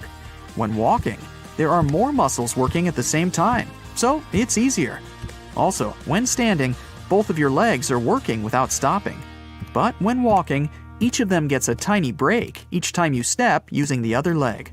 Why is it that the same book can have different covers? There are several reasons for this. First, the cover may vary because of the target audience. An edition of a book that is being marketed to older people is usually different from the edition aimed at younger people, with the one for younger people usually being brighter and cuter. The cover can also depend on the country the book is being sold in, trying to attract as many buyers as possible based on the tastes of the population. Next, books vary from edition to edition. At first, a book is printed in hardcover in small quantities to see how it'll do on the market. If the book is a relative success, there is another edition printed, often in trade paperback. The design of the cover is usually updated with every edition. Also, if a book has a movie based on it, there is usually another edition that follows. This edition will take advantage of the movie and use a movie scene as the cover, making it recognizable for people who saw and liked the movie, and encouraging them to buy a copy of the book. Most books are printed on yellowish paper, and few have plain white pages. But why is that? Unless it's a mass-market paperback edition, with paper that's the same quality as a newspaper, meaning bad. It's done with good quality paper. Don't let the yellow hue confuse you. It's usually called cream, and it's a preference for any book because it's less tiring on the reader's eyes. The plain white paper is bleached, and it reflects a lot of light, so it can be exhausting to read for a long time. So, that yellowish paper is the best paper, and publishers regularly use it. Another thing about books is those blank pages they often have at the very end. Their number depends on the number of pages in the book. The thing is that books are printed in signature. A signature is a group of pages that printers fold together and cut to make a book. A signature can have a different number of book pages, with the minimum being 4, and then with other numbers divisible by 4. So, a book that is 300 pages long in total will fit in perfectly, and there will be no blank pages left. But if a book needs 303 pages, it'll need an additional signature, and the extra pages will remain blank, often marked with the word notes or with the message, "This page is intentionally left blank," to let the reader know that there's no important information missing. Ever wondered why most doctors have sloppy handwriting? No, there's no class in medical colleges on bad handwriting. The reason why it's so common is that doctors are always in a rush, and they write as fast as possible to keep their momentum, so there's no time to care about writing nicely. Also, keep in mind that you're not the only person who they write a prescription for over the course of a day. Doctors do a lot of paperwork, working for 10 hours straight, and they're just too tired most of the time to give you a properly written note. Have you noticed that most songs, in general, last somewhere between 3 and 4 minutes? Well, originally, songs were being played on a phonograph record player from a vinyl record, which was spinning at 78 revolutions per minute. So, the size of the vinyl record basically determined the length of the song. There were 2 basic record sizes, a 10-inch one, which had room for about 3 minutes of playtime, and a 12-inch, which could fit a 4-minute song. So, at the beginning of the 20th century, if an artist wanted their song played, they couldn't make it longer than that if they wanted to be able to sell a record. Times have changed, but still, most songs are about 3 to 4 minutes long. The initial reason for sticking to this pattern was also because of radio. If a song was too long, it would either get cut in half or some parts would be left off to make it fit into the 3 to 5 minute radio standard. If an artist wanted the song on the radio, and if they wanted to earn money from it, they'd do their best to make a song that fits the standard, so that the whole piece could be played without alterations. Today, even if there are longer songs, a 3 to 4 minute song is now a tradition that artists typically stick to. So get this, an extra hole at the upper part of the sink has multiple hidden functions. First, in case someone forgets to close the tap, the water won't overflow and the bathroom won't get flooded. Second, thanks to that hole, the water drains faster and it gives an escape for the air, helping the water flow down. Those two holes on a side of any Converse shoe are not only to let the stinky air out. Sure, breathability is important for any athlete. The second reason is that athletes lace through those holes to get a better grip. Donuts have a hole in the middle and it doesn't stand for O in donut. It's not designed for an easier grip either, though it can be quite convenient. It's actually made this way for mass baking, so that they can cook all the way through evenly. Baby carrots are tiny and, unlike regular carrots, wet. Baby carrots aren't some special sort of carrots. They're actually made of regular carrots by cutting off the skin and outer layers and then polishing them to look that pretty.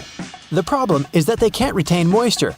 A regular carrot retains some water inside because of the layers that locks it in.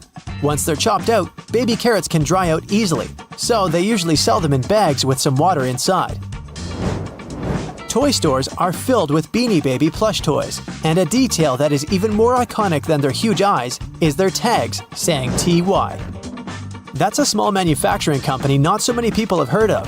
Beanie Babies appeared in 1993 and they went insanely popular. TY is the name of the company, but it's not an abbreviation. It's the actual name of the company's founder, H. Ty Warner. Most metallic zippers have a hidden lock inside them to save you from awkward situations, such as an undone fly. Oh boy. Don't leave the zipper handle in an upward position. When you pull it downwards, it automatically locks.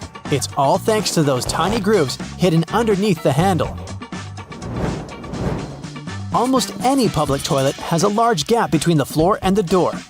The reason for such a zero privacy thing is to actually minimize the level of privacy and comfort, so that people wouldn't stay there long and there'd be no lines. It's also easier to clean, and safer if some emergency occurs. Headrests in a car are about comfort, and detachable headrests are about safety. If you pull the headrest out of a seat, you'll see two bars, which are quite sturdy. If you ever get locked or trapped in a car, you can get out of there smashing the window with these bars.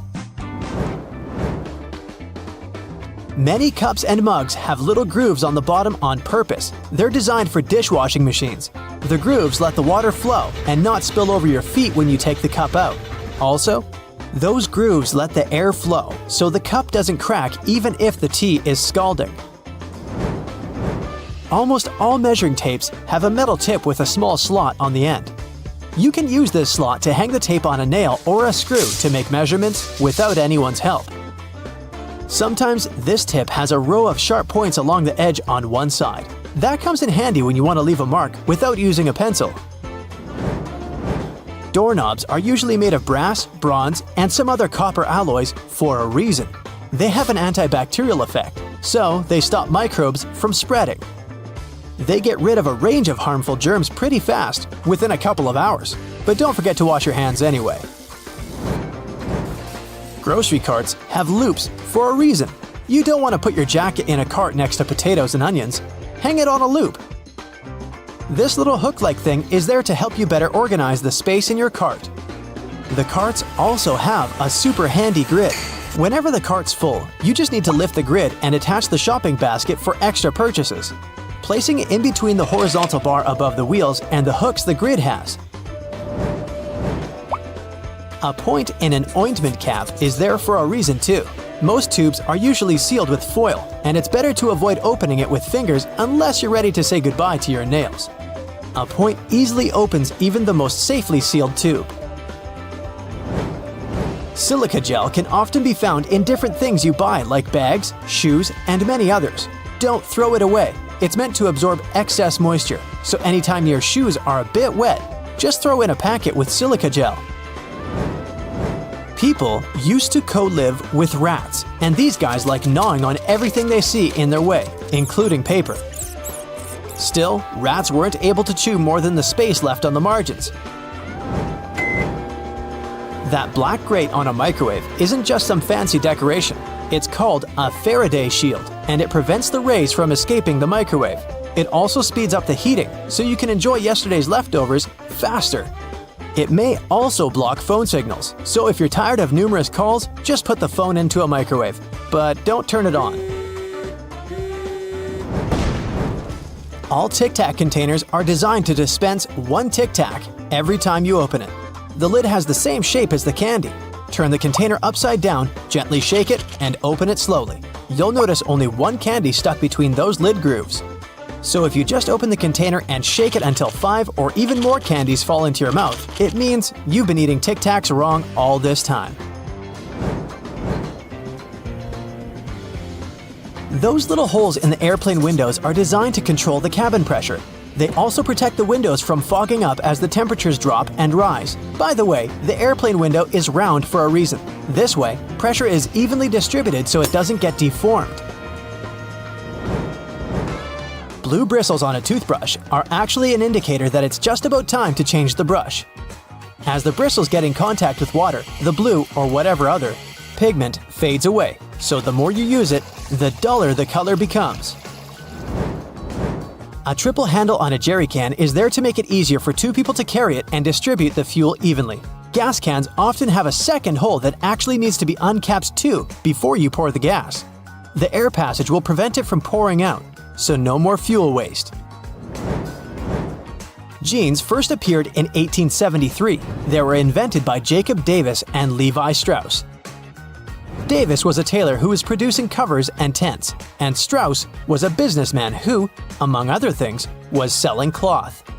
The first jeans were made by Davis from denim, the fabric he bought from Levi Strauss & Co. Together, they patented the design. Blue was a standard color for denim that was dyed using an indigo dye.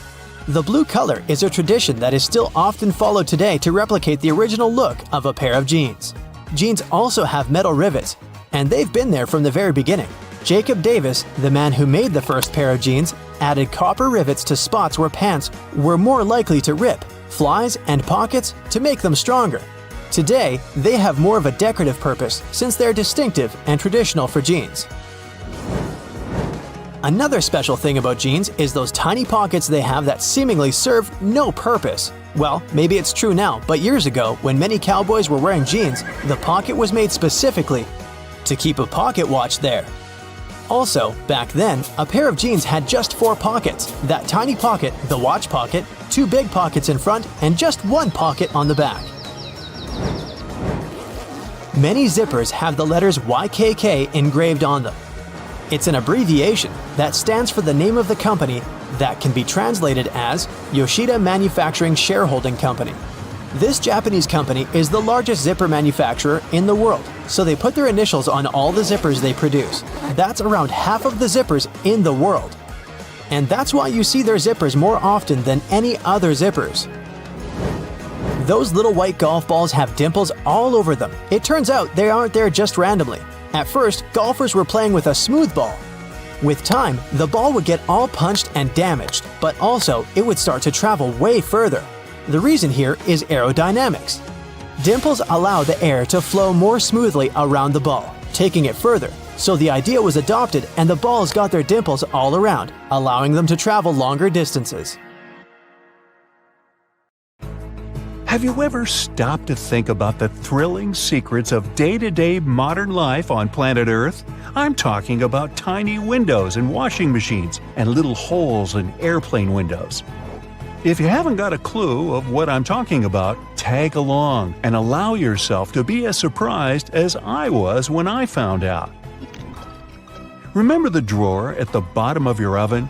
Maybe you've been ignoring it all along or using it to store pots and pans. Well, even though it can serve this function, that's not the only thing it's there for. The best way to use the bottom drawer is to keep your meal heated while you're waiting to serve it. Genius, right? Talking about secret doors, have you noticed that most washing machines have little flap doors at the bottom too? These doors actually serve as drain traps. It's where all the items that we put to wash together with our jeans and jackets go to. It's a type of collector, let's say, of small items. It stops them from getting into the main drain pipes and clogging them. It saves us hundreds of dollars in repairs each month. Now, who hasn't gone through the confusing task of having to measure how much pasta to cook for one serving? Well, here's the solution: the holes in the center of pasta spoons. They were actually made for measuring the exact amount of dry pasta you need for one serving. If you try stuffing wet cooked pasta through it, well, good luck with that. On a similar topic, have you ever wondered why pen caps have holes in them? Maybe you thought it was a design feature to regulate air pressure. But in reality, these holes have a much simpler and more important function: to reduce the risk of choking. Now, lots of people love to bite on their caps, and this tiny hole prevents them from choking in case they accidentally swallow a cap and it gets stuck in their throat. For kitchen lovers, there's a hidden secret right in front of your eyes that can change your life. Think pans. Now think handles. Right, they have holes in them. As it turns out, these holes were designed to hold the spoon you're using for cooking. And instead of dripping sauce all over the stove or your kitchen floor, you can place the spoon in the hole and let it drip the sauce directly back into the pan. Woohoo! Speaking of everyday items, and I was, most doorknobs are made of brass because this material makes them naturally germ-free. Unlike plastic ones, brass doorknobs are kind of magical. They can disinfect themselves without you having to clean them. Neat, right? Have you ever noticed that at the bottom of a measuring tape there is a little dip? You can find it in that metallic part you need to pull on to measure something. Well, that dip is actually the exact size of a regular nail. It was designed for people to place the tape on top of a nail and use it as a support while they stretch the tape. Well, I can't wait to try it out for myself. As for the margins in your notebook, they were invented to protect people's notes from mice. No, the mice weren't copying your answers for the math quiz. Actually, there were times when people had to cohabitate with rats and mice that often chewed on paper. So, to prevent information from getting completely lost, people created margins. This way, texts were moved closer to the middle of pages and remained unharmed by rodents. Perhaps this is where to digest information came from. And what about those tiny holes at the bottom of airplane windows? They have an extremely important function of regulating the air pressure inside the cabin. In other words, they help planes fly high up in the sky. Big responsibility, right? By the way, tray tables on an airplane are the germiest places inside the entire cabin. Studies showed that the trays had 8 times the amount of germs on the toilet flush button. Now, how about we cut a commercial airplane in half and see what's inside? Well, it would look more or less like this: rows of seats on top and everything else that needs to be stored at the bottom. I'm talking about passengers' luggage, emergency supplies, parts of the wing system, and so on. Moving on to bowling balls. Yes, I know it's a clumsy transition. Anyway, have you ever wondered what the insides of a bowling ball look like? If you have cut a professional ball in two, you'll see a familiar shape. Look closely. Do you see it? Doesn't that look like the logo of Brightside? Anyway, professional bowling balls are different from the ones in your local bowling alley. That's because they're designed to make fancy moves. They actually have some really complex engineering inside. They're shaped to help skilled professionals get more strikes. The weight of professional bowling balls is designed to be projected inward as they travel down the bowling lane. This makes it harder for them to get into the gutters on the sides of the lane. Speaking of balls, let's take a look inside a baseball. To make it light and aerodynamic, producers use several different layers. Starting from the core, we have a cork center enveloped by black rubber. Then there's a layer of red rubber, followed by 2 or 3 alternating layers of wool yarn. After that, there's a visible white leather cover and that beautiful red seam on the side, stitching it all together. And what if you had X-ray vision and managed to look inside a human bone? Ooh, spooky! I'd say what calls most attention is this spiderweb-like situation at the center of the bone. In reality, it's a highly condensed and complex structure of nerves that you have inside your bones. Aren't you lucky? Now, I've got a riddle for you. What is round, can be found near the ocean, and looks like an aerial view of the Guggenheim Museum in New York City, the one that's made almost entirely of ramps? If you said a nautilus shell, hey, then you guessed right. A nautilus is a shellfish whose house you can find in countless souvenir stores near the beach. It's made up of two layers, a matte white outer layer and an iridescent white inner layer. And if you were to cut it in half, it would look very similar to the insides of the Guggenheim Museum. Aloe leaves are good for healing purposes and also for hydration. But if you managed to look inside of an aloe leaf, the image you'd see would be satisfying and very relaxing. Who hasn't dreamed of a pool filled with jelly? Now, there seems to be nothing more mundane and regular than a tube of toothpaste. But you wouldn't think so if you cut open a tube that contains several colors. Now, there have been speculations that the insides of such a toothpaste tube might be divided by barriers so that the stripes don't mix. But if you cut it in half, you'll see that it has only one interior chamber. As it happens, there's a lot of science behind the making of striped toothpaste. According to a specialist, they have to ensure that the paste in all the stripes has the same physical properties. This way, the colors are naturally prevented from mixing with one another. That's why, if you tear a tube open, you'll see something that looks like several slices of pizza in different colors. If you open your closet, you're bound to find at least a few wooden hangers. Usually, they're made of cedar wood, which is a natural moth repellent. So, cedar hangers actually protect your clothes from moth infestation. For some people, more than others, eyeliner is an everyday must. Boy, isn't it. But did you know that back in ancient Egyptian times, both men and women used kohl eyeliners to protect their eyes from the sun's glare? Way to go for the Egyptians for figuring that out. Now, if I could just learn to walk like one. Normally, we use headrests for the purpose of, well, resting our heads, right? Well, not only. As it turns out, headrests can be easily removed from the seats and used to break car windows in case of emergencies. Now, this one is a trick very few people know about. You probably place your doormat horizontally, like most of us do. But doormats serve the purpose of absorbing dirt from the soles of your shoes before you enter your home.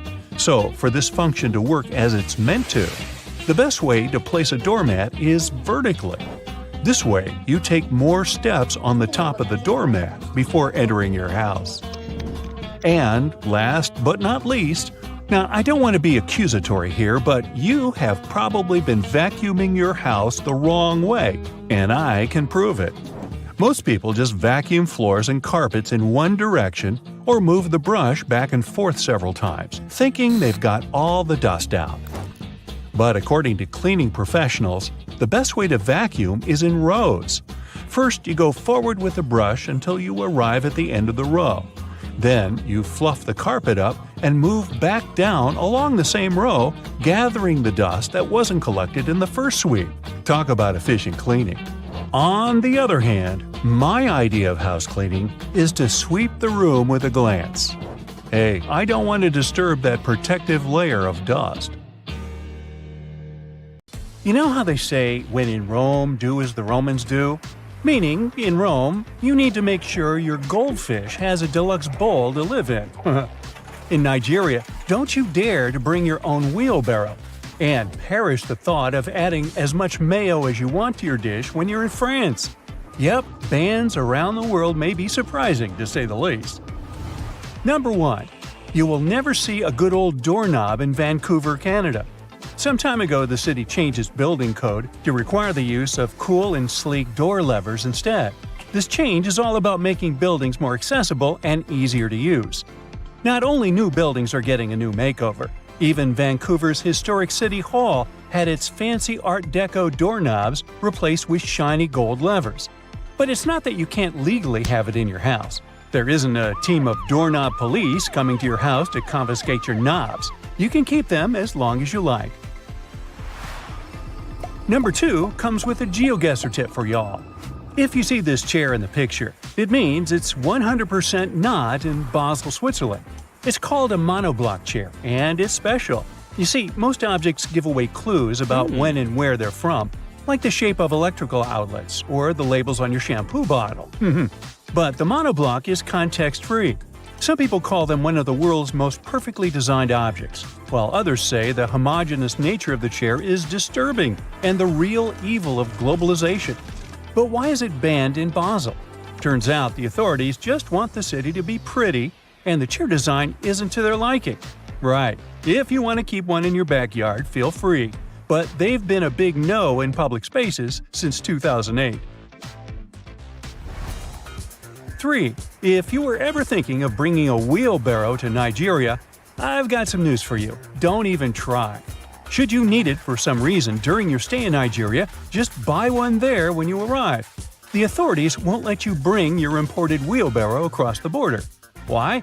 Well, they're all about supporting their own manufacturing industry, so they want to give their local wheelbarrow makers a chance to shine. At number 4, we've got China, where the authorities decided to put a stop to time travel. Wait a minute, it's not what you think. No time travel machine has been invented. The ban is on TV shows and movies. By the way, it's not something new. The law was introduced in the early 2010s. Apparently, the big shots in charge want to keep things real and are not too keen on distorting historical events. They say some scripts are getting a bit too wild, making up myths, promoting superstition, and disrespecting the country's past. 5. Coffee pods. They've become super popular because they make brewing coffee so easy. But Hamburg, Germany doesn't seem to be a fan of those pods. Around 8 years ago, they took a stand by banning plastic coffee pods from authorities' offices. These little pods are made of various materials, making recycling a real challenge. While it's true that these coffee capsules can create a lot of problems, they're still loved by many. In fact, they've become a big hit in the US and Europe, making up a chunk of the coffee market. Hamburg is hoping to lead the way in showing people just how wasteful these pods really are. Number 6. Chewing gum. It has been banned in Singapore since 1992. The ban was put in place to stop people from sticking gum in all sorts of weird places, like subway doors, lock cylinders, and elevator buttons. Yuck. But costly train shenanigans were the last straw for the authorities. The ban was put in place after some serious gum incidents on the Mass Rapid Transit or MRT trains in the late 80s. Some mischievous pranksters have been gumming up the works on MRT trains by sticking chewing gum on the door sensors. That caused a sticky situation and messed up train services. And there you have it, chewing gum got completely banned. Now, just a note here, yep, these are gums prescribed for therapeutic or dental reasons. And yep, they're still allowed. Also, don't get this whole ban wrong. It's not illegal to chew gum in Singapore. So if you come there as a tourist, you can bring in a little gum for personal use if you're traveling. Just do not stick it under this nice park bench, okay? What will create you a ton of troubles, though, is importing and selling chewing gum. Iceland is number 7 in our ban hit parade. Back in 1994, Reykjavik was like, no dogs allowed. It wasn't because they were all about cats, it was to stop this nasty tapeworm from spreading. The disease was serious business, causing all sorts of health problems. But don't worry, dogs are cool now as long as they follow the rules. Nowadays in Reykjavik, it's all about the cats. They're everywhere, roaming the streets like they, own the place. You can't walk 2 steps without seeing a furry little friend begging for attention. These Reykjavik kitties are so popular that they even have their own Facebook page. People love them, and some even carry around treats just in case they come across a friendly feline. And since there aren't many threats to cats in Iceland, they're thriving. 8. The Philippines. Now this one is really weird. Singing My Way in karaoke bars is sort of banned in this country. This seemingly harmless song has been linked to some pretty serious consequences, like fistfights and even people's early demise. No one knows the exact number of lethal cases caused by this song, but there have been at least a handful of incidents in the last 10 years. The song's lyrics, which can come off as a bit arrogant and prideful, seem to rile people up when sung in a not-so-great way. This has led some karaoke bars to unofficially ban the song to prevent any craziness from breaking out. 9. Hey, have you heard about Japan's Metabo law? It's all about measuring waist sizes to tackle obesity. It was introduced in 2008, and the idea was that if companies and local authorities didn't meet the goals, they would face financial penalties. The Ministry of Health believed this campaign would help prevent various health conditions. So, every year, people aged 40 to 75 had to get their waist measured. Employers and local authorities needed to make sure at least 65% of people participated. The goal was to reduce Japan's obesity rates by 25% by 2015, and if they hadn't made it, they would have gotten slapped with a fine. Did it work? Well, in 2024, there are only 4.5% of people who reportedly have weight issues in Japan. Number 10, and we're back to Canada. So if you catch someone in there counting out pennies in line, you can totally have some fun with them, legally speaking, of course. According to the Canadian Currency Act, there's a limit to the number of pennies you can use in a transaction, 25 to be exact. So, if someone tries using 26 coins, you can play sheriff and send them to coin jail. Snatch up their pennies as evidence. Yeah. 11. A condiment-regulated country here. Apparently, in France, they're cracking down on condiments in public schools. They're trying to make meals healthier for students.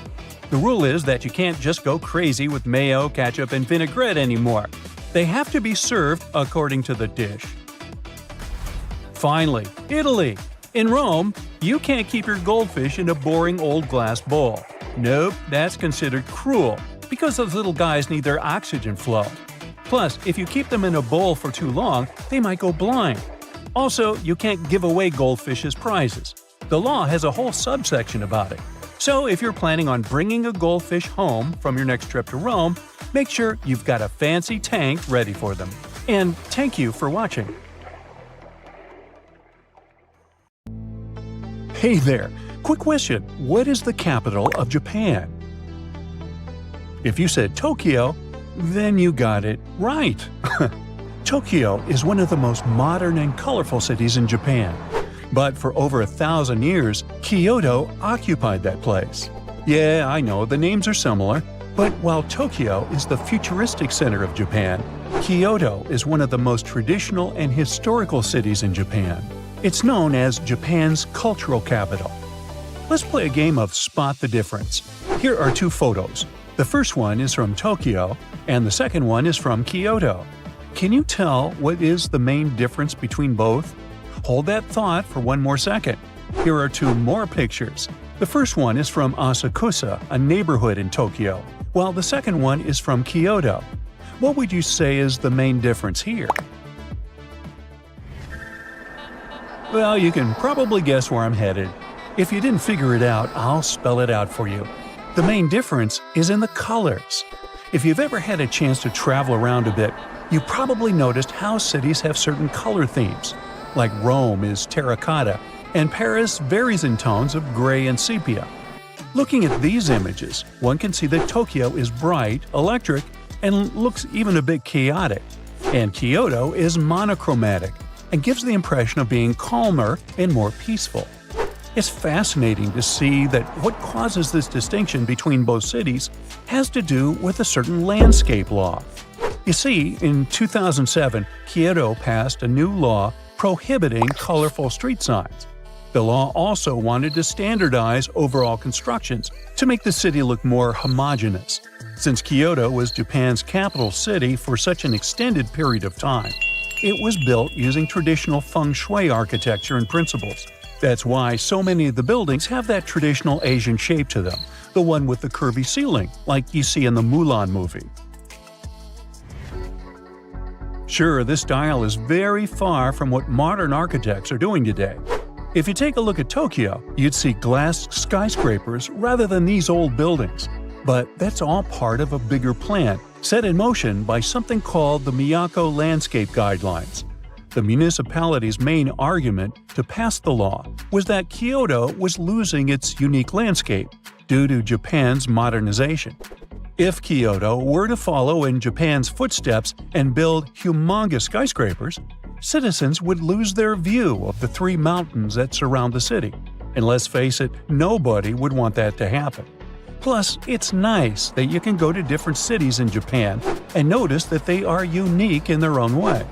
If the landscape law was to be effective in all of Japan, we wouldn't get to see architectural marvels such as the Tokyo Sky Tree and the Asahi Flame Building.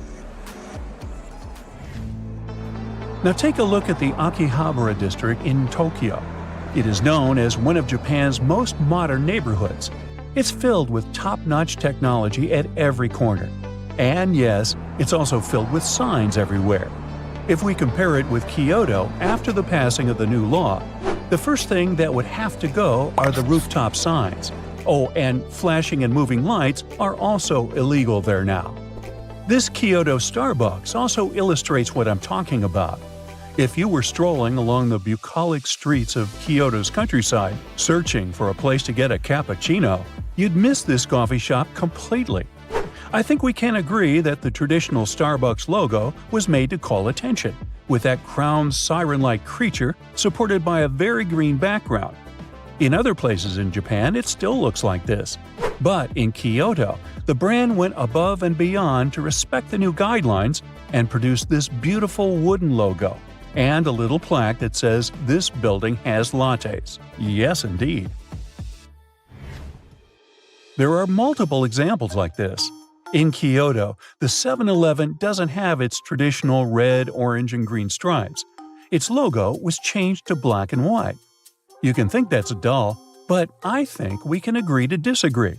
It looks perfect when you look at its surroundings. Oh, and what about McDonald's, the world's most famous burger franchise? It kept its yellow logo, but took the red out of the background. In terms of the color palette allowed, the law uses the Munsell color system to determine which chroma levels are acceptable. Usually, the faded version of strong colors like red, black, green, and so on are accepted. Now, imagine if they adopted a Wes Anderson palette. It would look like a Toy City, that's for sure. At first, vendors and shopkeepers felt disturbed by the new law. They didn't understand why they had to change their branding for the sake of some aesthetic the city was trying to preserve. But with time, they not only came to terms with the new law, but could already see the benefits of it for their brand success. You see, this helped turn Kyoto into an even bigger tourist attraction. Tourists felt like they were traveling in time, sort of. Some tourists even like to dress up in traditional kimonos and walk around like geishas. The municipality also began an award system to compensate the shops and brands that had done their homework well. Of course, the camouflage Starbucks won an award back in 2018, as did Sagawa, a major delivery company in Japan, back in 2012. It's not only shops that needed to adjust to the new guidelines. Things such as vending machines and post offices also needed to be toned down. Again, the idea is to make the city more visually coherent, and they sure help. Now, what happens if you don't follow the rules? Well, the people who chose to ignore the landscape law can spend up to 1 year in jail or pay a huge fine. We can also compare the differences inside Kyoto itself. Around the city center, the landscape law is less strict, so you'll find taller buildings and even bigger and more colorful signs. But as you leave the center and move towards smaller cities in the countryside, the law is much more strict. It's especially strict around the UNESCO heritage sites. In case you're not aware, there are 17 heritage sites in Kyoto. Yep, that's a lot. But that's what makes Kyoto so unique. Now, welcome to the neighborhood of Pontulcho. This neighborhood is a good example of how the landscape law changed the city's mood over the years. Pontulcho is a cute alleyway in Kyoto that spans over several blocks. If you look at this Google Street image from 2009 and this one from 2023, you'll see clear differences. For starters, the huge sign at the entrance of the alleyway is gone, and so are the wires hanging from the tops of the shops. The pavement was redone and the big store signs disappeared. It's much cleaner. At night, the alleyway turned into the perfect spot for atmospheric dining, since its legislation decided to rule over the type of lighting allowed in the neighborhood. This is what it looks like at nighttime. Hey, you fancy grabbing some sushi? I can't help thinking that this landscape law contributed a lot to Japan's minimalist architecture. Although images like these ones in Tokyo are far from the idea we have of this minimalist aesthetic, Kyoto falls right into place with it. How about we take a quick look inside one of these establishments? The Starbucks we mentioned earlier also invested in turning its interior design local. It's the first ever Starbucks where you can drink tea on a tatami floor. You can sit cross-legged, like many Japanese people do, and enjoy a delicious hot beverage. I must say I quite like the new Kyoto. How about you? In some ways, the United States is a whole different world, totally different from every other place. So let's take a look at what's normal there that baffles people from the outside. One of the first things a foreigner notices when entering the country is flags. American flags everywhere. On buildings like schools and houses, and on clothes like shorts, t-shirts, you name it. Throughout history, Americans have changed 27 flags. The current American flag was only adopted in 1960 and is so far the longest-lasting flag of the country. It wasn't created by the authorities, though. In 1958, there was a contest for a design of the new American flag, and the winning flag was made by a 17-year-old high school student from Ohio.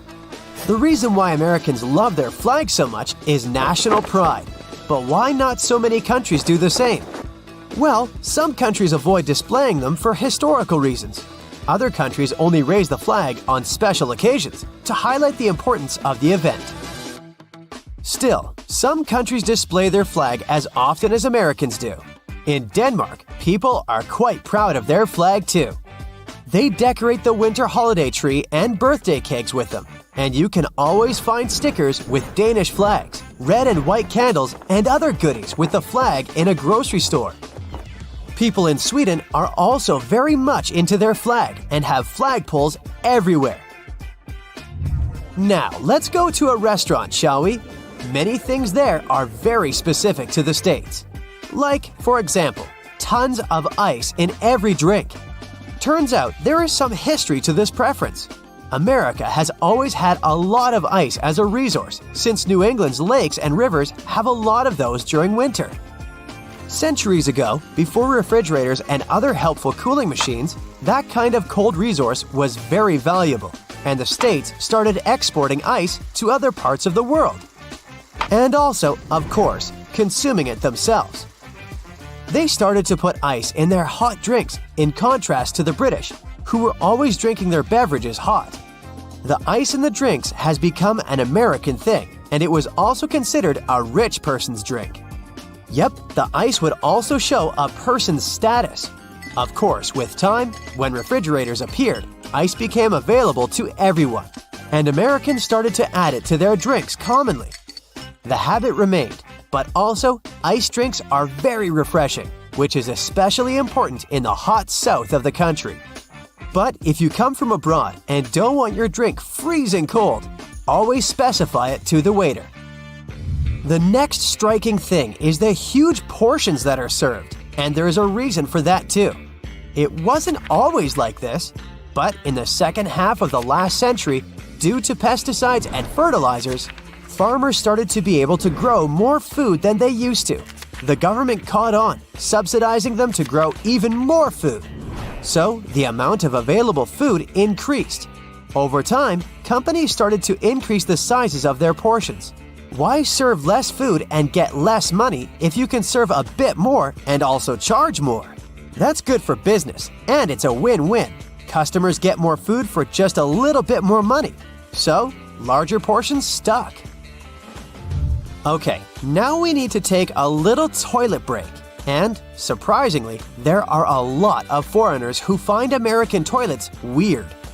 First, what's up with those huge gaps in bathroom stalls? Let's start with the more obvious part. gaps on the bottom of the doors. Those are quite common, even outside the US, and they serve several purposes. First, you can see if there's a person inside without trying to break into an occupied stall. Second, it provides some ventilation and makes it easier to clean the floor in the bathrooms. The gaps on the sides are more questionable. Of course, people on the outside can't see everything going on behind the door, but still, there's not much privacy whatsoever. In most other countries, the gaps are either negligible or non-existent. So what's up with them in America? I did some research. Some sources say that since every inch of material is expensive, wide gaps are made to reduce the costs of bathroom stalls. Other sources say that when people feel exposed like this, they have fewer incentives to do something illegal in public bathrooms. Next observation, American toilets have way more water in their bowls in comparison to, for example, European ones. The reason is that those types of toilets use different flashing systems, and an American one needs more water to flush effectively. In many countries, especially in Asia, most bathrooms have bidets, which are used for after-toilet cleaning, and tourists don't understand why Americans wouldn't adopt those too. After all, if you step in mud, you'll go and wash your foot instead of just wiping it off with a tissue. The same logic works here. Also, it reduces toilet paper usage. So it's more sustainable and it's environmentally friendly. Some say there's a strong stigma in America around bidets that is extremely hard to overcome. Others say that toilets in the US don't have enough room to install a bidet, so they don't have those, especially if there are other well-known ways. Before we leave the restaurant, we need to tip the waiter. Tipping in the United States is way more common than in most other countries. You're expected to tip any service person who helped you with something. While some kind of tipping exists in some other countries, the extent of it is smaller. And there are also countries like Japan and Denmark where tipping isn't a thing at all. Those countries have minimum wage laws that dictate decent wages employers must pay their workers. This way, the need to pay money to service stuff isn't pushed onto the customers. By the way, here's one more fact about the prices.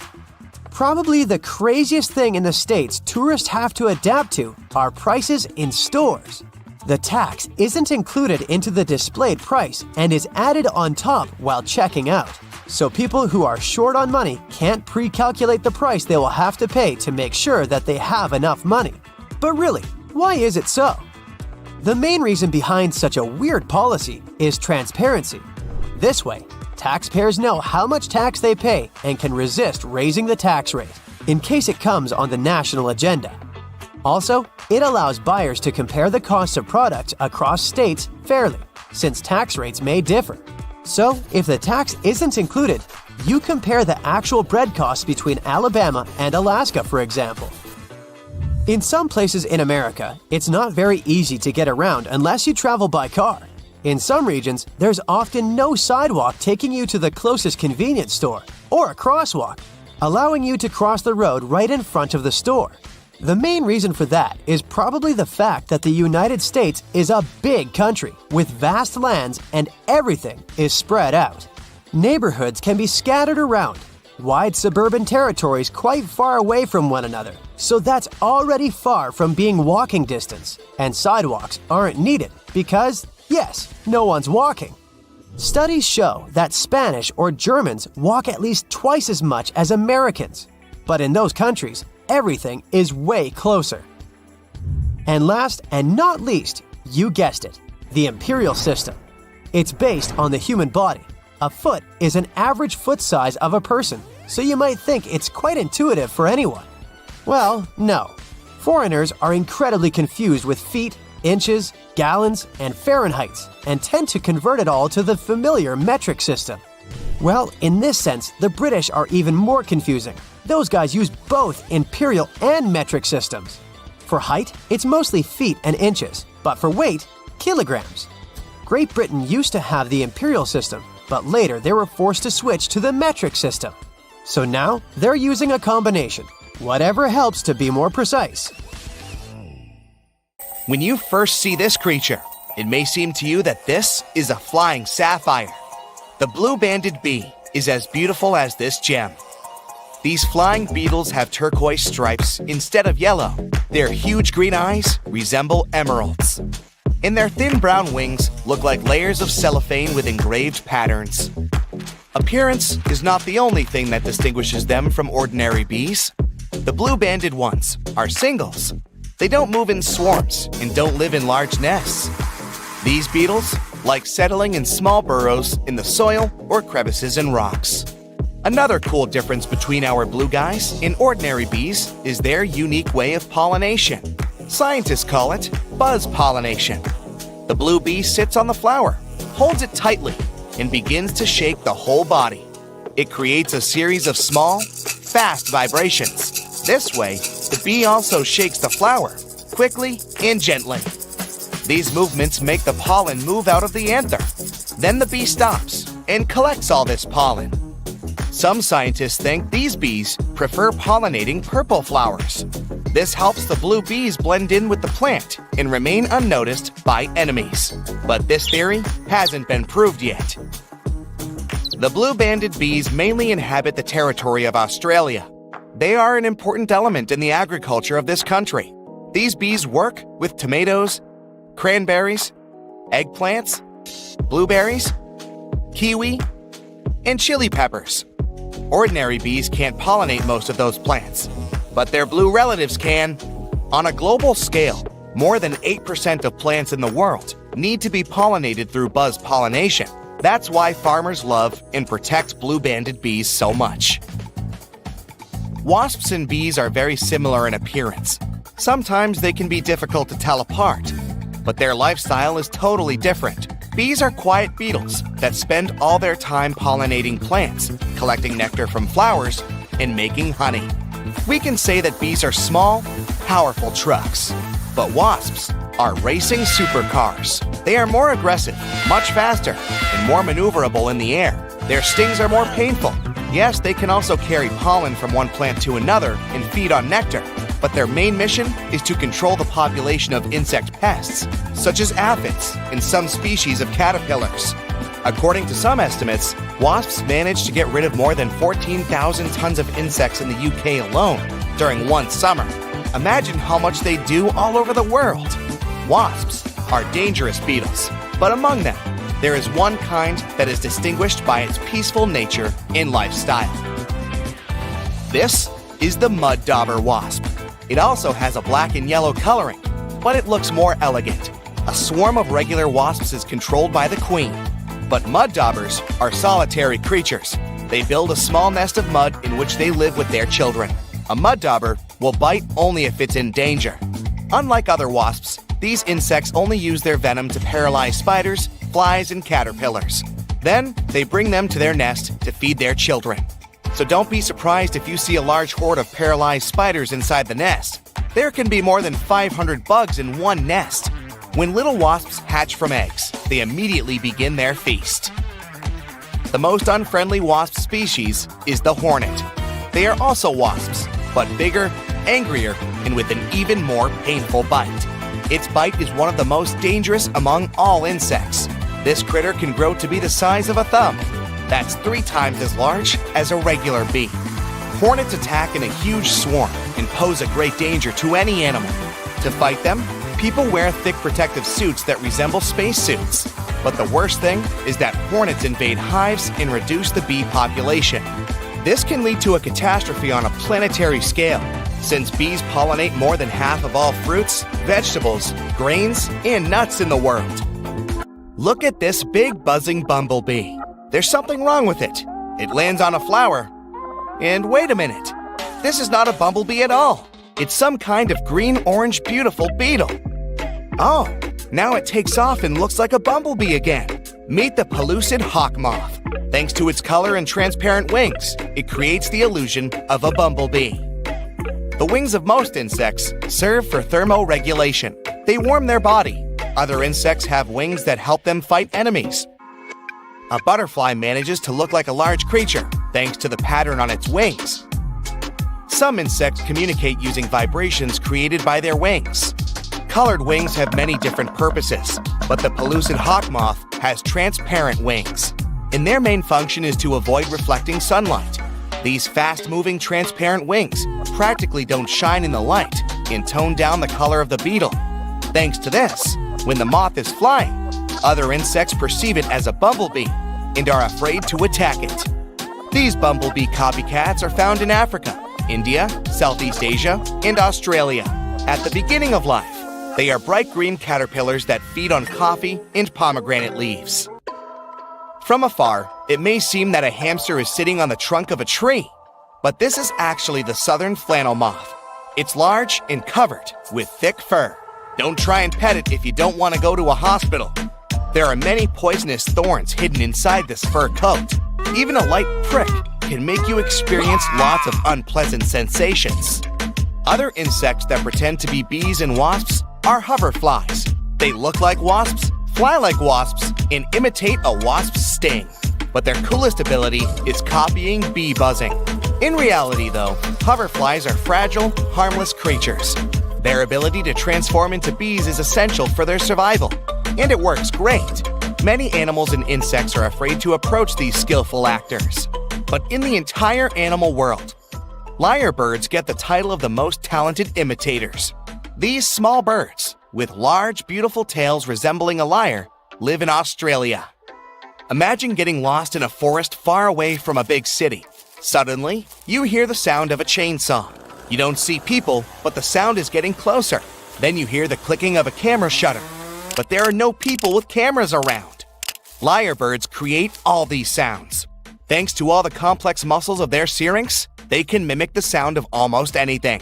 Some people heard these birds imitating human speech. Also, they are good forest designers. Female lyrebirds build domed nests on the ground, in stumps and caves. They usually lay one egg there and take care of the baby for the first 6 to 10 weeks. Let's go down from the sky to the ocean to see other tiny creatures. Meet blue-ringed octopus. This little guy looks so small and cute. Its bright neon color and blue rings are visible from afar. The octopus can easily fit in your palm, but it's better not to touch it. Meeting a great white shark may not be as dangerous as encountering this tiny creature. It's one of the most treacherous sea inhabitants in the world because of its venom. One bite can knock down a huge African elephant. The octopus is much more dangerous than a king cobra or a black widow spider because its bite often goes unnoticed. You may not feel or see when it stings you, and when you realize that something is wrong, it may be too late. Also, there's no antidote to the blue-ringed octopus's venom. The creature's salivary glands are home to bacteria that produce this venom. The same substance is found in the venom of pufferfish. When it enters the human body, it paralyzes the entire nervous system. The lungs stop contracting to supply the body with oxygen. The only good news is that this octopus is unlikely to attack first. The last recorded case when this creature charged at people was in the 60s. The blue-ringed octopus lives in the Pacific and Indian Oceans, from the coast of Japan to Australia. They spend most of their time in tide pools and coral reefs. Now we move to the hot sands of the southeastern U.S. states. You can find fire ants here. Outwardly, they don't differ much from regular bugs. But people call them fire ants because of their bite. Their poison resembles a flame. You're likely to feel the bite site burning. Therefore, it's better not to touch them and go away before any of these ants crawl into your pants. If you're planning a trip across the Atlantic, you should prepare for more than just the jet lag. Depending on where you land, life in Europe can seem a bit unusual. So it's best to do a bit of research before you travel. Speaking of quirky little differences, one of the first things you may notice is the lack of AC. Hope you like fresh air because central air conditioning isn't everywhere like you might be used to. In Europe, you might find that someone's flat, office, or even a full restaurant doesn't have an AC unit. That's because some Europeans rely solely on their windows to get a breeze. However, bigger places like grocery stores and malls usually keep things well ventilated. Water in European restaurants is not always free either, even though this is common practice in the US. Sure, you'll get a fancy glass bottle at most places, but you'll also see it on your bill. More so, if you ask for water, be sure to specify if you'd like it still, because you might get sparkling water instead. Forget about getting a glass full of ice water too. You might get cold water from the fridge, but Europeans don't do the whole tons of ice thing like they do in the US. If you enjoy sightseeing on a budget, you know how helpful those public toilets can be. After walking for hours, it's great to stumble upon a bathroom where you can freshen up a bit. Well, you better have the equivalent of 50 cents or so in your pocket, because in many European countries, you've got to pay to use these public restrooms. Even fast food restaurants might charge you for the privilege. The best workaround is to head to a mall. Their restrooms are usually free. Also, in the US, bathroom stalls often have a gap at the bottom. Some say this design was chosen for cleaning purposes and accessibility. In Europe, however, stalls tend to reach the floor for more privacy. Name days are also kind of a big deal in Europe, despite not being so popular in the US. Each day of the year is like a mini birthday celebration for someone with a specific name. Europeans who follow this tradition see it as a second birthday, and even some take it more seriously than their actual birthday. Even the way we perceive things can be totally different depending on where you're from. Take a 100-year-old building in Europe that's practically brand new, but in the US, it's considered old. Depending on who you ask, some Americans might even consider an object that is 200 years old to be ancient. Europeans reserve this word for something that comes from a time before the Middle Ages. However, when it comes to distances, it's quite the opposite. Europeans might find driving 100 kilometers, or about 60 miles, to be a lot, while for Americans, that's a short trip. It does make sense if you think about it though, because Europe is way more crowded. In fact, the entire European Union is only about half the size of the US. Either way, Europeans are always on the move, whether it's inside their continent or jetting off somewhere else on the planet. It's probably because most European countries are so small by comparison that people grow up thinking it's normal and easy to cross borders all the time. Even the appliances tend to be different when comparing the two regions. Take washing machines, for instance. In Europe, most of them only hook up to cold water, and they load from the front. In the US, it's common to have machines that use both hot and cold water and load from the top. On that note, make sure to research the type of electrical plug used in your European country of choice before traveling.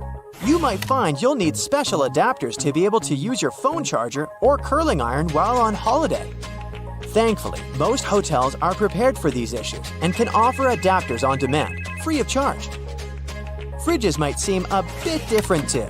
That's because tiny ones are the norm in Europe, except for large families who invest in bigger fridges and freezers. It's not all bad, especially if you enjoy sharing groceries with roommates, less food wastage, and more frequent trips to the store for fresh food. Might also want to polish your metric system knowledge before heading to Europe too. Everyone there is using meters, grams, liters, and Celsius.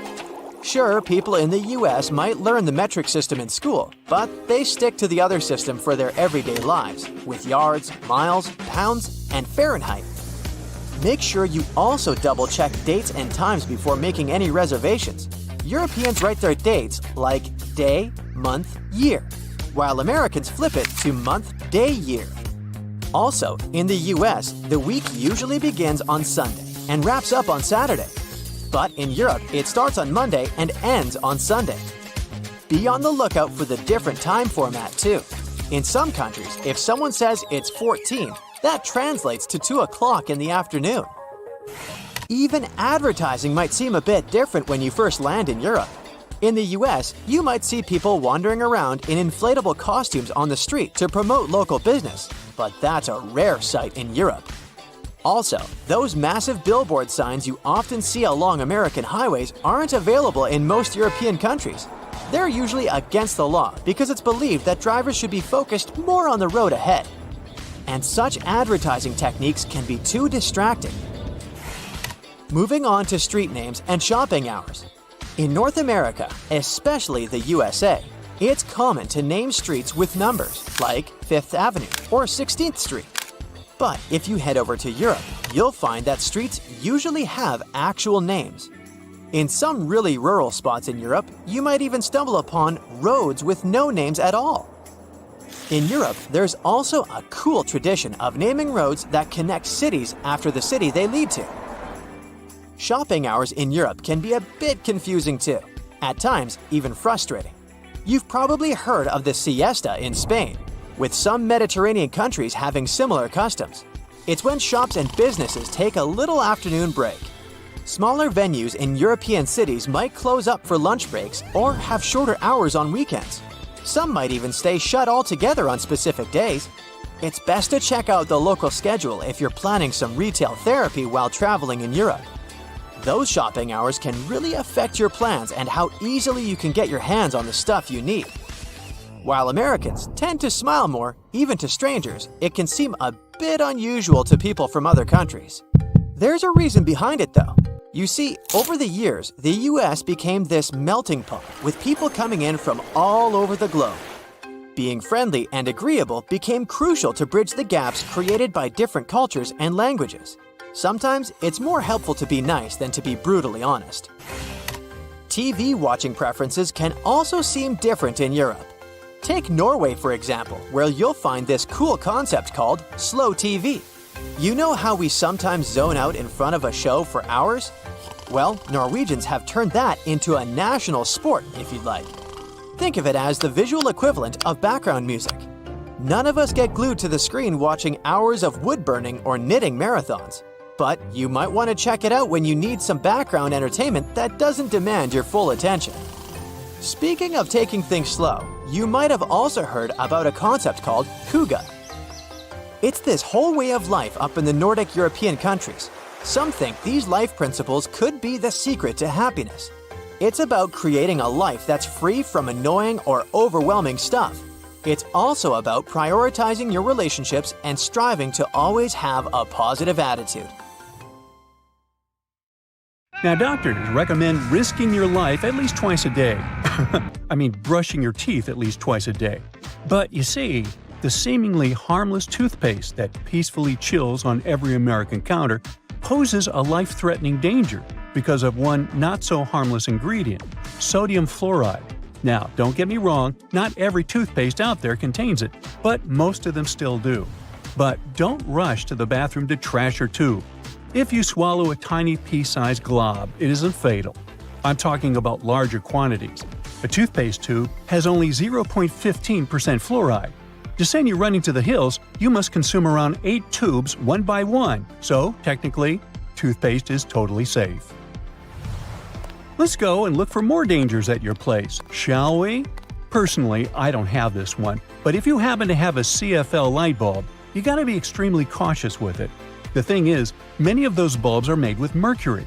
If such a bulb breaks, you gotta start by turning off your ventilation system. Otherwise, the contamination will only get worse. Make sure everyone has left the room, then open a window to allow for fresh air circulation. Finally, clean the area where the bulb shattered. Be careful to address both wet and dry surfaces and contact specialists. Mercury vapors are definitely the biggest concern when it comes to this element. Take, for instance, a case of 2008, where a 55-year-old guy in Oklahoma tried to extract gold from old electronics using liquid mercury. Unfortunately, he inhaled too much vapor and sadly passed away just 10 days later. The contamination was so severe that they had to completely gut his house. Now, you definitely don't want your favorite clothes to get ruined by moths, so you might grab some mothballs to exterminate them. But watch out, those mothballs can exterminate you too. They usually contain chemicals like naphthalene or a paradichlorobenzene. When these get into the air, they turn into gas. That strong smell you associate with mothballs kicks in. Those fumes can actually irritate your eyes and lungs, and may even cause headaches, dizziness, and nausea. Plus, there are concerns about these chemicals being the cause of major conditions that even modern medicine can cure. Naphthalene is especially risky because it can break down your red blood cells, leading to a condition called hemolytic anemia. So try to swap those balls for good old lavender. Moths aren't big fans of it. Now, it's super important to keep an eye on the plants you bring into your home, because some can be surprisingly harmful. Take Dieffenbachia, commonly known as dumb cane, for example. Rumor has it that its sap can cause your tongue to swell up so much that it can block your airway. But can it really? Yes and no. It's true that this plant contains poisonous, tiny needle-like crystals called rapides, but they require someone to actually chew on a leaf first before any fuss happens. Otherwise, you might just feel a brief burning sensation or observe some skin redness. In rare cases, you might see some swelling in the area that touched the plant. Generally, just a little nibble leads to mild discomfort, so please don't snack on your potted plants. This warning is more for the safety of your pets, especially cats. Now, if Dieffenbachia stays in contact with the mouth for too long, it can cause some serious pain that might linger for days or even weeks. In those cases, a trip to the hospital might be necessary, especially if the throat gets affected, as that could impact breathing. But don't believe the hype that Dieffenbachia is a lethal poison. That's just an urban legend. The bottom line? One must be really dumb to get poisoned by a dumb cane. Now, using a power washer can be more dangerous than you might think. The intense pressure can lead to serious injuries, and the high-speed spray can kick up debris that might cause even more harm. If you do get injured, infections can set in quickly, and without timely medical care, things can get really serious. Think severe complications, potential limb loss, or even worse. But honestly, it's not that scary. Just don't overdo it with pressure. Here's a friendly tip. Don't skip out on your weekly house cleaning, especially when it comes to the bathroom. The longer you put off cleaning it, the more risky it becomes. Bathrooms are notorious hotspots for bacteria, which makes regular cleaning essential. You definitely don't want those unwelcome guests like norovirus, E. coli, salmonella, or even Staphylococcus aureus hanging around, along with those molds and mildews. Just put things into perspective. An average toilet seat can host over 200,000 colony-forming bacteria. And here's another thing to keep in mind. If you're not careful while cleaning, you can accidentally create a dangerous situation. Mixing bleach and ammonia can release a toxic gas called chloramine. Those fumes can lead to some pretty nasty symptoms, from shortness of breath to fluid in your lungs. Guess what? If it happens, you will probably kick the bucket. And I'm not talking about the one you use for cleaning the floors in the bathroom. On a sweltering summer day, having air conditioning is definitely a blessing. But don't let that trick you into thinking there aren't risks involved. If your AC is on the older side, it can lead to various issues. For example, the ductwork and filters can trap harmful mold, bacteria, and allergens. If those aren't addressed, folks in your home might end up dealing with coughing, wheezing, or a stuffy nose. Plus, an aging AC unit can pose a fire risk. Older components tend to generate more heat as they try to keep up, and if they're not replaced, you could end up with a potential fire hazard. Faulty wiring is another concern, as many wires are tucked away in hard-to-reach spots, making them tough to inspect.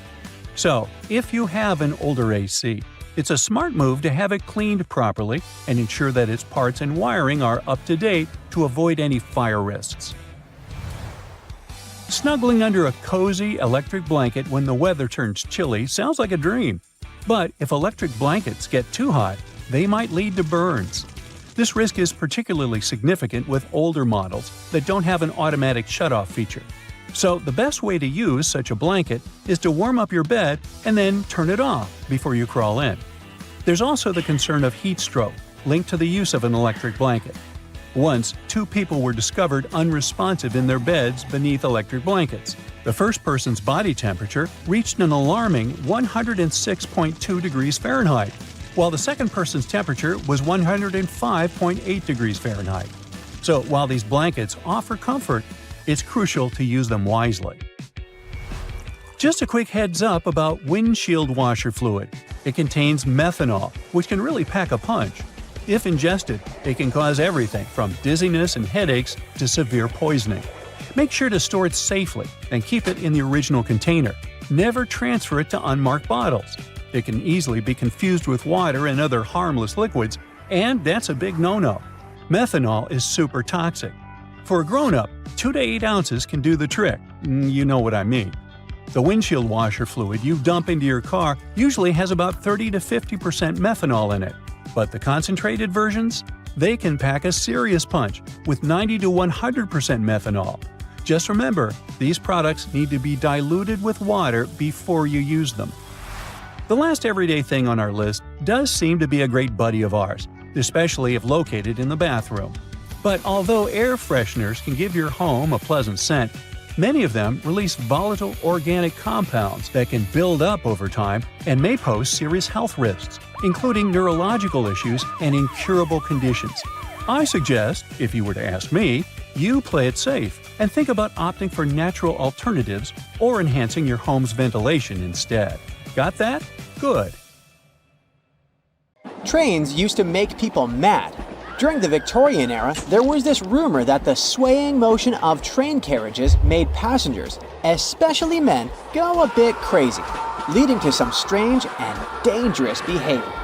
The so-called railway madness was supposedly triggered by the noise of the train. To make things worse, carriages were locked for privacy reasons back then, so people found themselves stuck in tiny spaces with lunatics who could snap at any moment. If you see someone putting ketchup on some car, it doesn't mean you're witnessing them preparing a prank. It means they're just taking care of their car. Yup, it goes great with hamburgers and hot dogs, but it goes even better with cars since it has ingredients that are good at removing rust. Rust occurs when the metal gets exposed to moisture, oxygen, and heat, and due to weather conditions, it's hard to avoid it. When you leave rust for a longer time and don't deal with it, it will continue to degrade the metal. So, you need to get rid of it before your car becomes physically useless. That's when ketchup comes in. Its key ingredient is tomatoes, and they have many nutrients similar to those you can find in oranges and some other citrus fruits. For instance, citric acid can help you remove rust from metal surfaces since it eats through rust. We're not talking about the cars only. You can use it on metallic kitchenwares, furniture parts, jewelry, and rust spots on generally any metallic item. You can combine it with washing soda. It's not quite effective against rust, but when you combine it with ketchup, it'll do the work. Mix these two and apply them to the rusted area. Leave it like that for about half an hour and wash it with a wet cloth or sponge. You can combine ketchup with salt instead, or just apply a lot of it on the rusty area without using any additional ingredients. Ketchup removes tarnish from brass copper too. Put it on brass hardware on doors and cabinets, or some accessories such as bowls and candlesticks for 10 minutes to make it all shine. And also, you don't put it on meat just because of taste. Ketchup breaks down its fibers, which means it makes it more tender. Locking handles as we know them were only invented relatively recently, in 1878. Before that, people had to get pretty inventive to secure their homes. Most folks used a latch string. They'd make a small hole in the door, thread a leather thong or string through it, and then loop it around a wooden bar. Even after doorknobs were invented, only the wealthy could afford a proper lock and key. Vacuum cleaners had a rough start too. The first one was invented in 1901, but it was so huge that it wouldn't fit inside houses. Instead, vacuuming was offered as a mobile service. The machines were parked outside, and long hoses were fed through the windows. And to get to the client's house, these large cleaning machines were actually pulled by horses.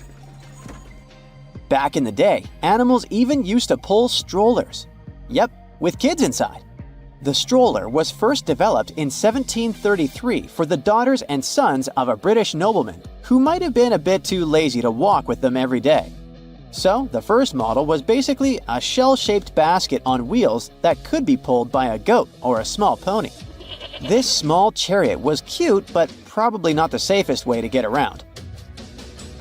Refrigerators also used to be a bit scary. From the late 1800s until 1929, they used toxic gases like ammonia, methyl chloride, and sulfur dioxide to cool things down.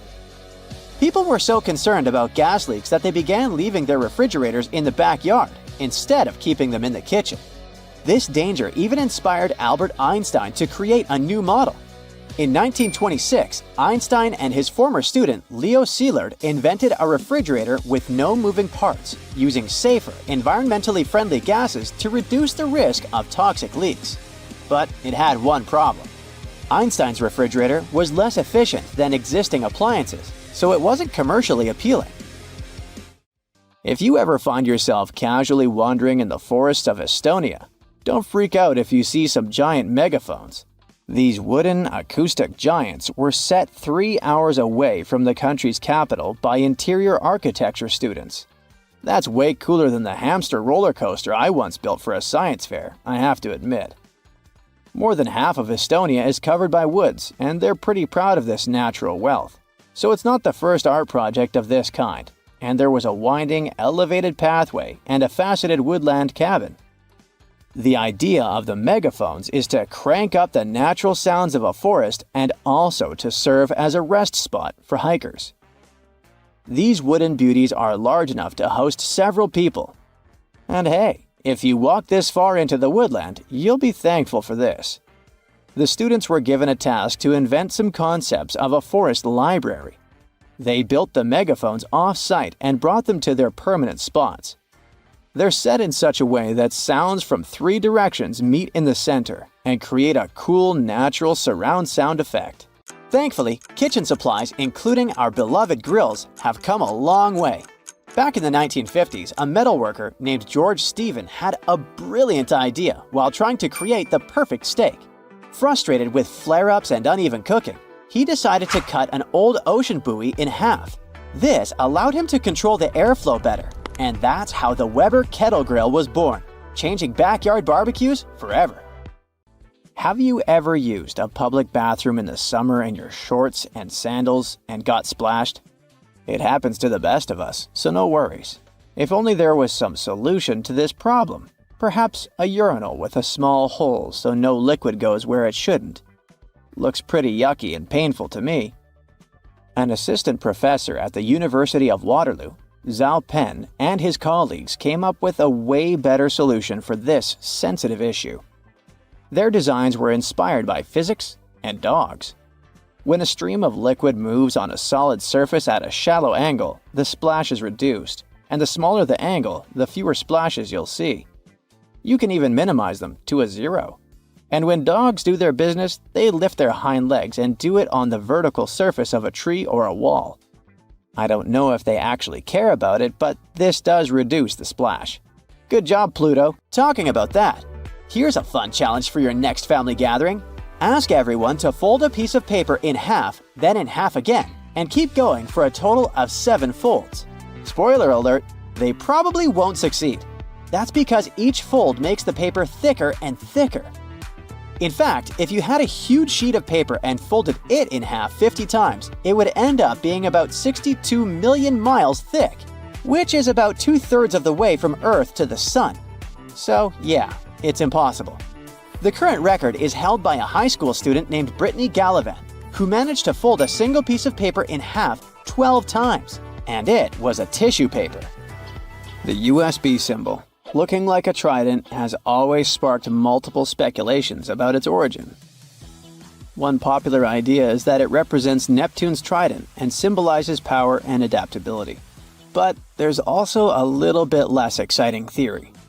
A man who claimed to have designed the symbol in the 1980s stated that it was supposed to represent connectivity.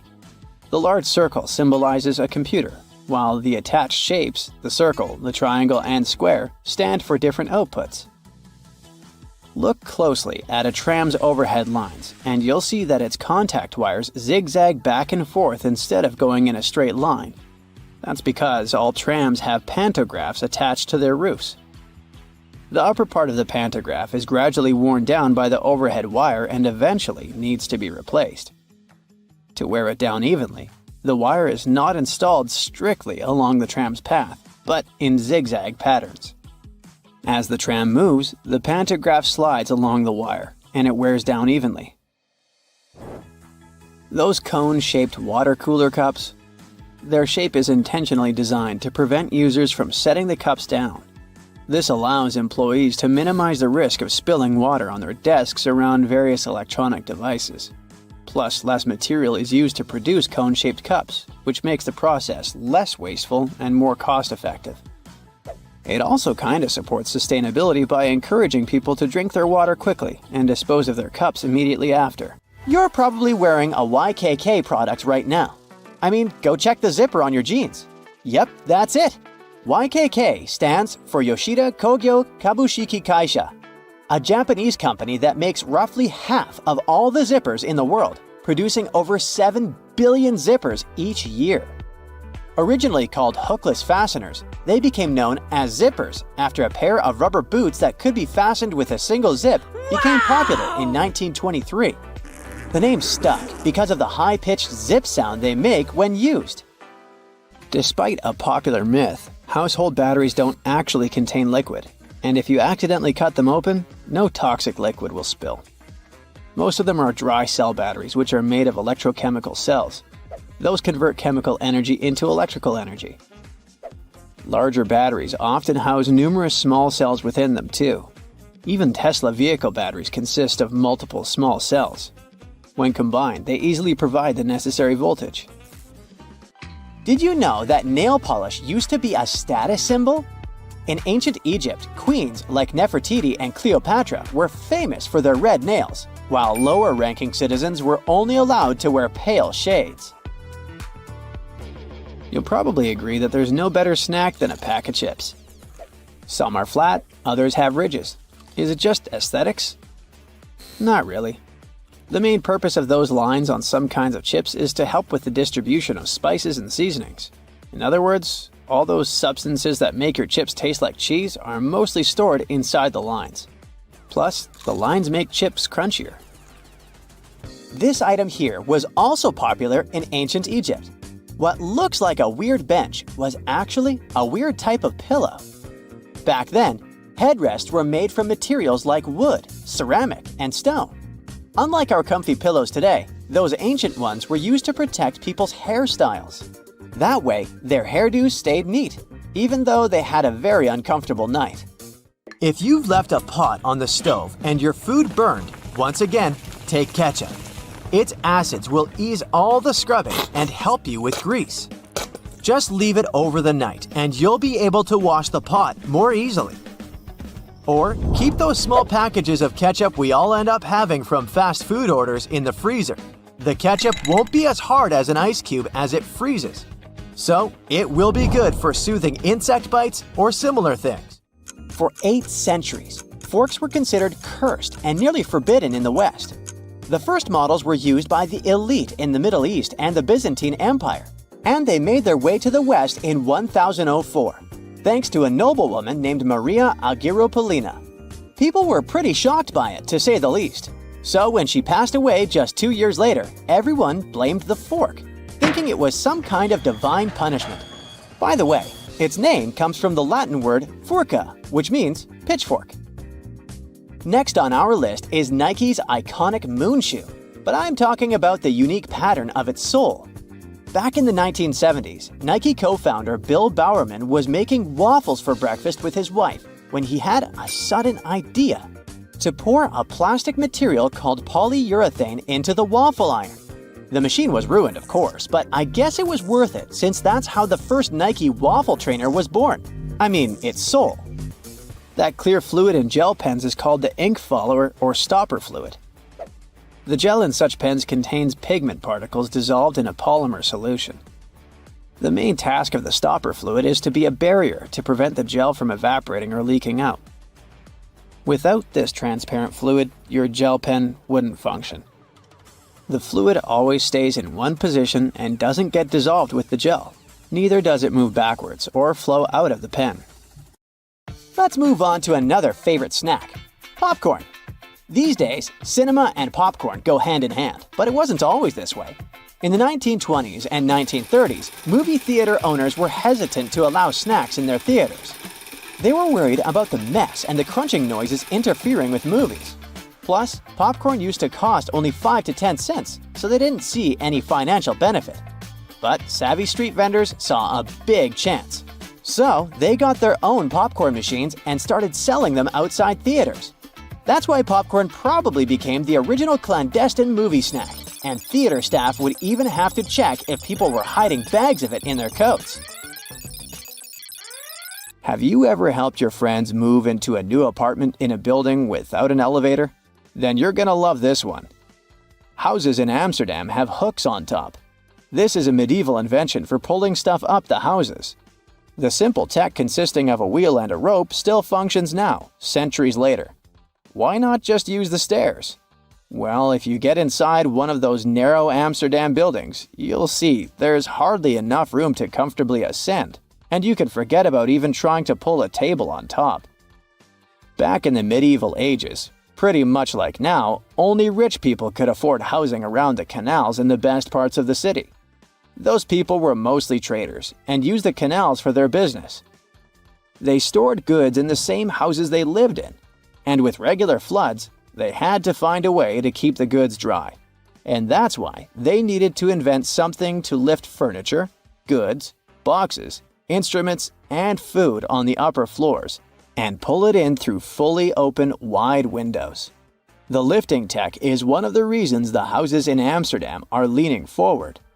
This position helped keep both the lifted stuff and the walls and windows safe during transportation. They didn't have to touch each other. The gables also assisted in the process and had to be made firm to withstand all the heavy weight.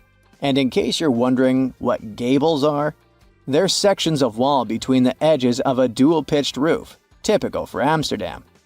Sticking with old-school fun, it's time to talk about cards. So, have you ever wondered how many times you need to riffle a deck to shuffle it completely? The answer is 7 times, according to math. Even cooler, if you shuffle a deck right, you're probably creating a unique order that's never existed before and never will again. And if you have a deck at hand, check out the 4 kings. You'll notice that the King of Hearts is the only one without a mustache. He's not special or anything. I mean, he also used to have a mustache, but it was lost in the reproduction of the original design. Your home has more regular things that can do magic tricks. Like if you have a house or a big terrace and want to make a nice flower wall. Try old mattress springs. Just hang them on the wall and let your imagination run wild with flowers. An old flower sifter can still come in handy, for example, as a planter. Even if you don't have one, you might find it at a garage sale or a thrift store. Wallpaper is making its big comeback when it comes to home design. Maybe you can try something different and use some old books with torn pages. You just need to learn the basics of hanging wallpaper, and voila! You get a new cool place for your old books. There's a solution for the remains of an old book. Don't worry, you can have blocks where you'll keep your kitchen knives. It's pretty original, don't you think? Solitaire was probably everyone's go-to game to pass the time back in the 1990s, but its original purpose was far from it. When developers created this game, their idea was to teach people how to use a computer without them even realizing it. For example, dragging and dropping cards into one place helped people learn how to move files into folders. The same goes for Minesweeper, which was designed to help people get used to using a mouse and clicking. Cleaning blinds can be frustrating, but the next time you do it, try doing it with a sock over your hand. Hands are kind of perfectly shaped for getting all those nooks and crannies on the blinds, and the sock will do the rest. Here's something you wouldn't expect. Ice cubes can help you remove gum from carpet, clothing, and hair. Just put your clothes in the sink and add ice cubes. Leave it like that for a while. Ice will freeze the gum, so you can chip it away more easily. If the gum got stuck on the carpet, leave ice cubes right in the critical spot and remove the gum with a butter knife. It's a little bit harder to remove it from hair though, but still possible. Just wrap the ice and parts of your hair with the gum in a washcloth until the gum gets frozen. When you get there, you should be able to break apart the gum and free your hair using your fingers. Or next time you have to deal with a splinter, just take 1 ice cube to numb that area before you even start doing anything. You might have noticed that movie theater seats are almost always red. This choice isn't random, it has strategic importance, which is rooted in visual science. The thing is, red light has a longer wavelength. It means that it's the first color to disappear in low light. It allows the audience to concentrate better on the screen once the movie begins. Such a design choice enhances the viewing experience by minimizing distractions. Speed bumps are crucial for pedestrian safety, but at the same time, they can seriously increase car emissions due to the non-stop acceleration and deceleration they cause. To address this issue, some cities like London are testing fake speed bumps. Those are optical illusions painted on the road. They look raised from a driver's perspective, but in reality, they're flat. Authorities hope that this approach will slow down drivers without having a negative impact on the environment. Soda bottles are always filled in such a way that there's some space between the liquid and the cap. That's because soda contains carbon dioxide. It's a gas that can expand once the bottle's heated. If there's no gap in the bottle, it can break because of the pressure building inside. Also, when you open your drink, the gases go out in the form of bubbles, making the drink overflow. The gap helps with this problem too. If you're more into Angry Birds, Candy Crush, and other mobile games, that's totally normal. After all, more people have access to cell phones than to toilets these days.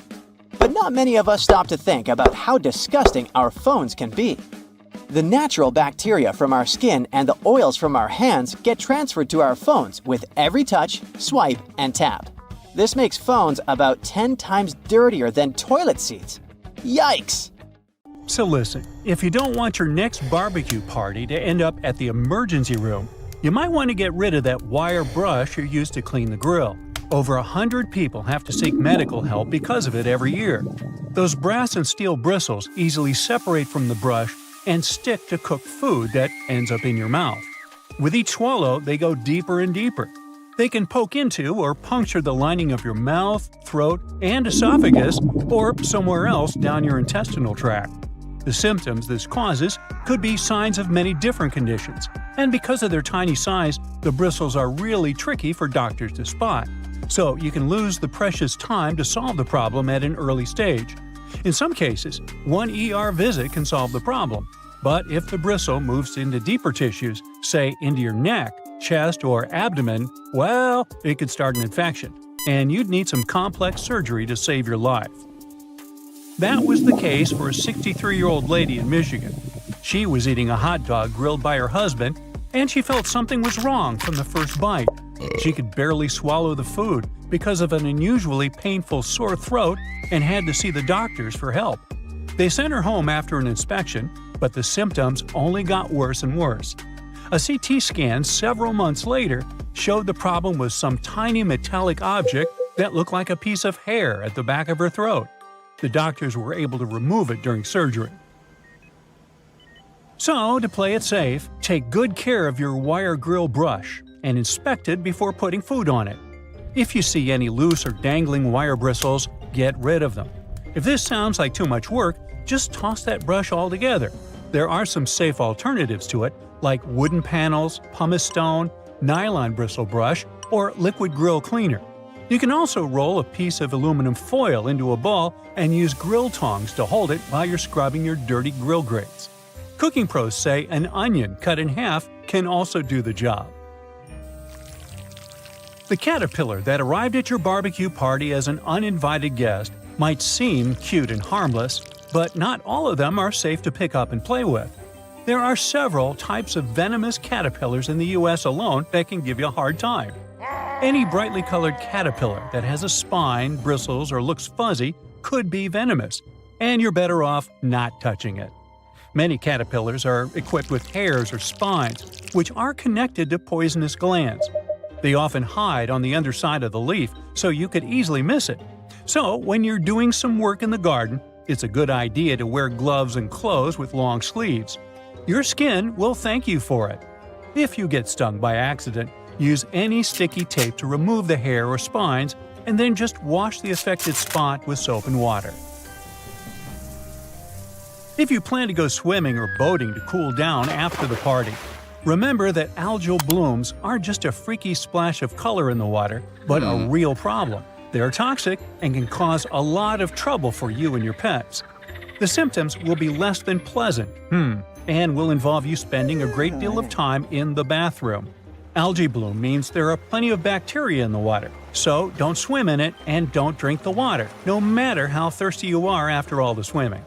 And if you happen to get some ingested water on your skin, take a long shower with clean water immediately. The media should report cases of dangerous algae blooms in your area, so make sure to check it before you hit the nearest lake. Wild parsnip might not appear in your summer nightmares, but this yellow-flowered plant can do some really mean things to your body. It contains a substance called solarin, and when you accidentally touch it and then enjoy a walk in the sun, the effect it will leave on your skin will be as nasty as the name Sorolin. And you could have dark red or brownish discoloration on your skin for months after your unwanted rendezvous with the plant. It's mostly active and mischievous between May and July, so watch out. Alright, a garden hose must be completely safe as, unlike the grill brush, it doesn't have any small metallic parts, right? Well, when you leave it hanging out in direct sunlight, the water inside can heat up to 120 degrees Fahrenheit. If you spray someone with water this hot, their skin won't love it. It's especially dangerous for youngsters and pets. So, if you see someone blissfully unaware, grab the hose, take it from them by force if needed, and let the water run for a few moments before you let anyone play with the hose. It's for their own good. The intense sun can also heat up all the bad chemicals the hose itself contains, like lead and phthalates. So, check what yours is made of and replace it with a safer version that's labeled lead-free or drinking water safe if you plan to use the water for drinking or playing. And if you already have a safe version, but suddenly smell a terrible odor, it could be the algae and bacteria that just love stagnant water. If it comes into contact with your skin, or you swallow it by accident, you could have some serious health problems. The best you can do is replace the hose. And yes, make sure you keep it in a cool, shaded area and drain it well after every use. Now, you're never too old to love the trampolines, but the trampoline might not love you back and give you a spinal injury or broken bones. Almost 100,000 injuries like this with young users happen every year because they're so easy to fall from or land in the worst possible way during a somersault or a flip. The biggest risk of trampoline trouble is when more than one person is using this fun contraption. Nearly 75% of all accidents with trampolines happen when two jumping youngsters crash into one another. And no, some netting or padding really can't save the day. If you want to keep things safe, make sure there's always only one person at a time on the trampoline. You're going to need to install shock-absorbing pads that completely cover the trampoline's metal frame, springs, and hooks. If you see any signs of the padding getting too old, like tears and fraying, you need to replace it immediately. Make sure the trampoline stands on level ground and isn't too close to other structures and trees. A slide in your backyard, no matter if it's made of metal or plastic, can turn into a frying pan under the sun and can heat up to 189 degrees Fahrenheit. So, before you jump on it or let someone else do it, check the temperature of the whole thing top to bottom. And even when your little sister or someone else you love is begging you to go on a ride with them, don't do it. The slide is designed for one person of a certain size. When the two of you end up tandem sliding, the smaller leg can get caught up between the bigger leg and the edge of the slide. The speed will also increase, and it can lead to all sorts of drama. Finally, no matter how tempting it feels in the hot months, don't walk barefoot on that beautiful lawn in the park or even in your own garden. You never know what's hiding in the grass, and if you step on something sharp, like a rusty nail hiding in the grass, you'll get yourself into a lot of trouble. Flip-flops aren't the best idea for everyday summer shoes either. They rarely come with arch support and can make you take shorter steps and put more stress on your body. It's just not good for your feet, joints, and muscles. Otherwise, have a great summer!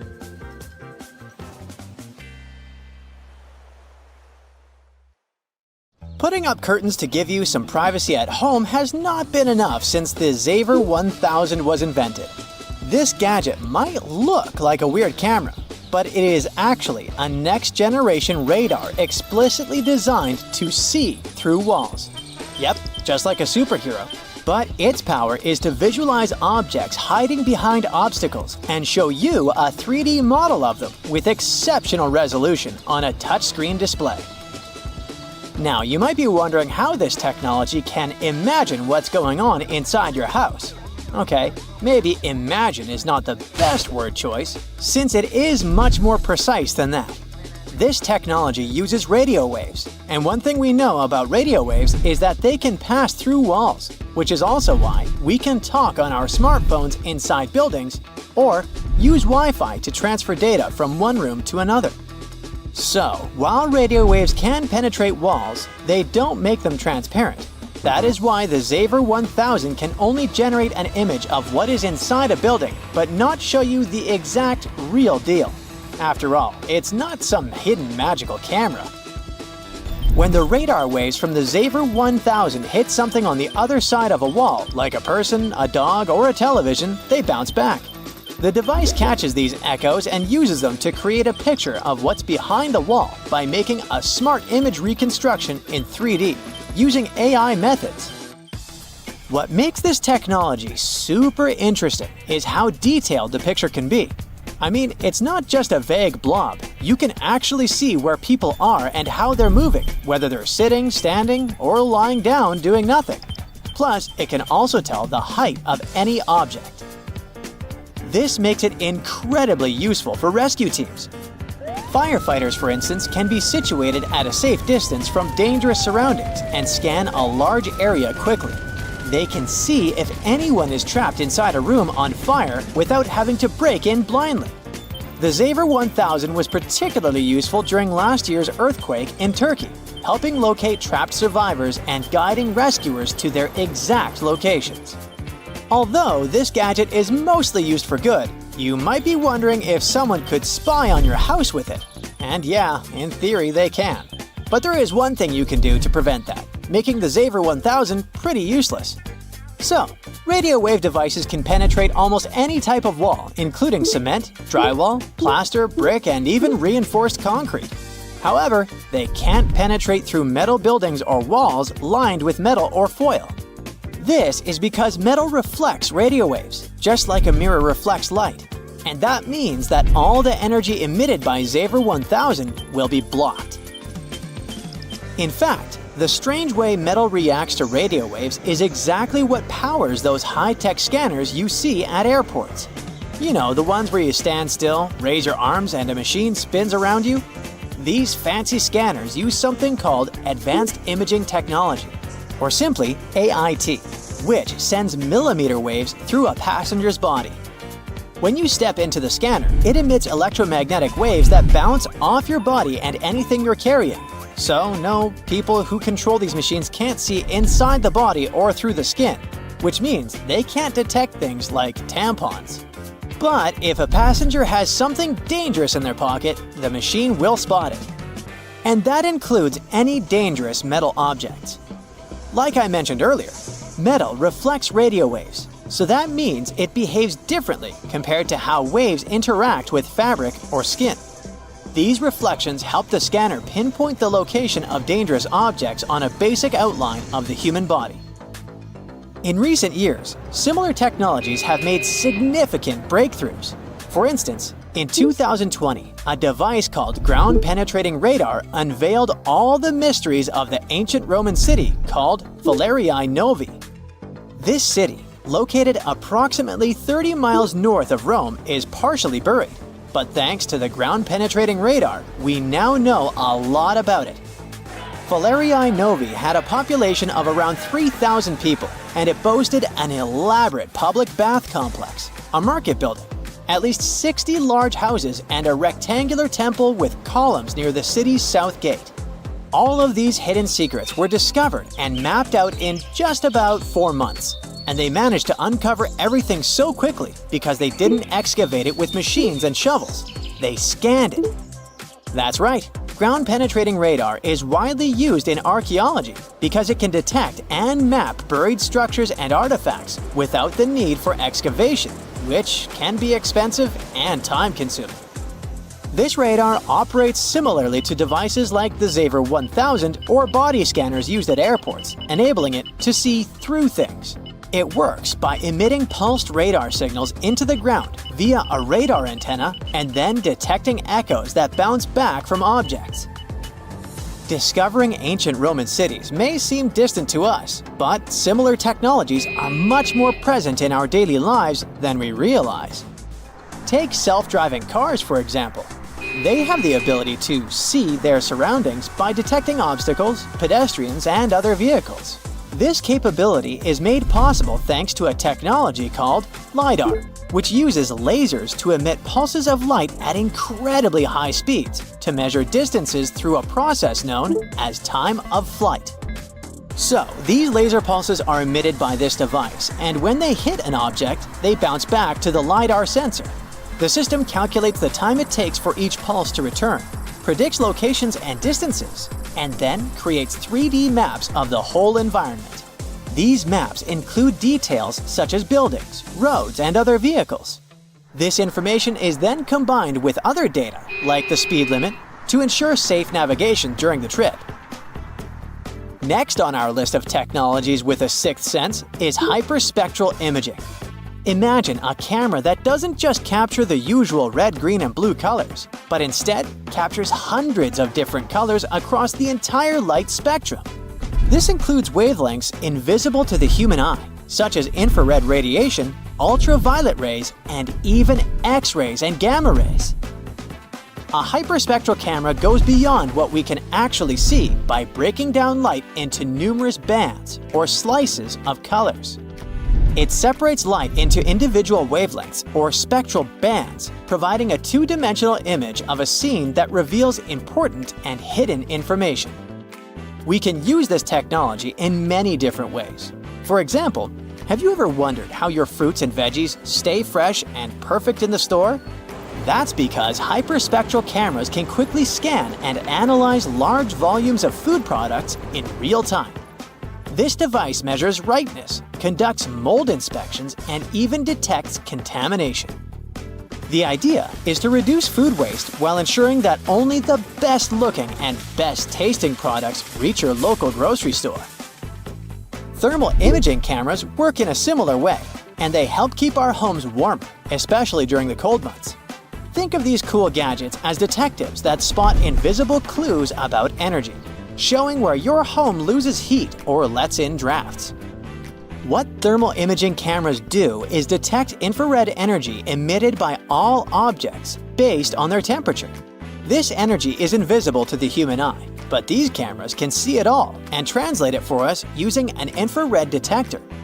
The camera's software processes the captured radiation data and translates it into an image. You know, I'm talking about those weird pictures that show how hot or cold things are. Different colors indicate different temperatures, with red typically representing hot areas and blue indicating cold. In short, you just have to point these cameras at windows, doors, and walls of your home and let the thermal images show you where the cold air is sneaking in. But it is a good idea to call a technician to help you with that. Some men wear shoes with hidden heel lifts to look taller. Such shoes can make a person up to 6 inches taller. They look like regular shoes, but inside they have this extra insert. Sometimes, such an insert is glued down. Sometimes it's removable, and you can choose the height you need yourself. When the Titanic hit the iceberg and sank sometime later, the Atlantic Ocean was around 28 degrees Fahrenheit, which means the water was below its freezing point. No wonder so many passengers didn't make it. Some birds have a row of bristles protruding from the edges of their eyelids. Those bristles can probably be called eyelashes, but while human eyelashes are modified hairs meant to protect the eye, bird eyelashes are modified feathers. Identical twins don't actually have the same fingerprints, so you can't blame your misdeeds on your sibling after all. Different factors during development in the womb, like the position of the womb, umbilical cord length, and the rate of finger growth impact fingerprints. Earth's rotation speed is changing. It's slowing down right now while we're talking. It means that, on average, the length of the day gets 1.8 seconds longer every century. 600 million years ago, a day lasted a mere 21 hours. Most world maps are wrong. On the majority of maps, they still use the Mercator projection, which was the first developed in 1569. But this method is very inaccurate and makes Alaska look as large as Brazil, while in reality, it's 5 times smaller. As for Greenland, it looks 14 times larger than it actually is. For a map to be precise, it would need to be life-sized and round, not flat. Ants don't have lungs. They breathe through tiny openings known as spiracles. An ant may have 9 or 10 of those on each side of the body, depending on the species. The average color of the universe is poetically called cosmic latte. In a 2002 study, scientists discovered that the light coming from other galaxies averaged into a beige color that was very close to white, just like the drink beloved by many. There is such a thing as minus decibels. The quietest place on Earth is Microsoft's anechoic chamber in Redmond, USA. The level of sound there is minus 20.6 decibels. Such chambers are built out of heavy concrete and bricks and are placed on springs to stop vibrations from entering the chamber through the floor. Bananas are radioactive. Wait, where did you go? It's not that bad. Bananas are rich in potassium, so each banana is slightly radioactive due to the natural isotope potassium-40. On the other hand, your body contains around 16 milligrams of potassium-40, so you're actually about 280 times more radioactive than that poor banana. And in any case, your body gets rid of that excess potassium-40 from a banana within several hours. There's simply no such thing as a straight line. You just need to zoom in close enough and you're bound to spot some irregularities. Even a laser light beam is a bit curved. In emergencies, fish form orderly lines. For example, when evacuating through narrow spaces in dangerous situations, school of neon tetrafish queue so that they don't crash into one another or clog up the line. Scientists think that this behavior means that fish can respect social rules even in emergency situations, unlike us humans. Hippos can't swim. These animals have large bones. These bones are so big and dense that it makes hippos barely buoyant at all. So these animals don't swim. Instead, they perform something like a slow-motion gallop on the riverbed. Hippos can also sleep underwater thanks to a reflex that allows them to rise to the surface, take a breath, and sink back down to the bottom without waking up. Lego bricks can withstand compression better than concrete.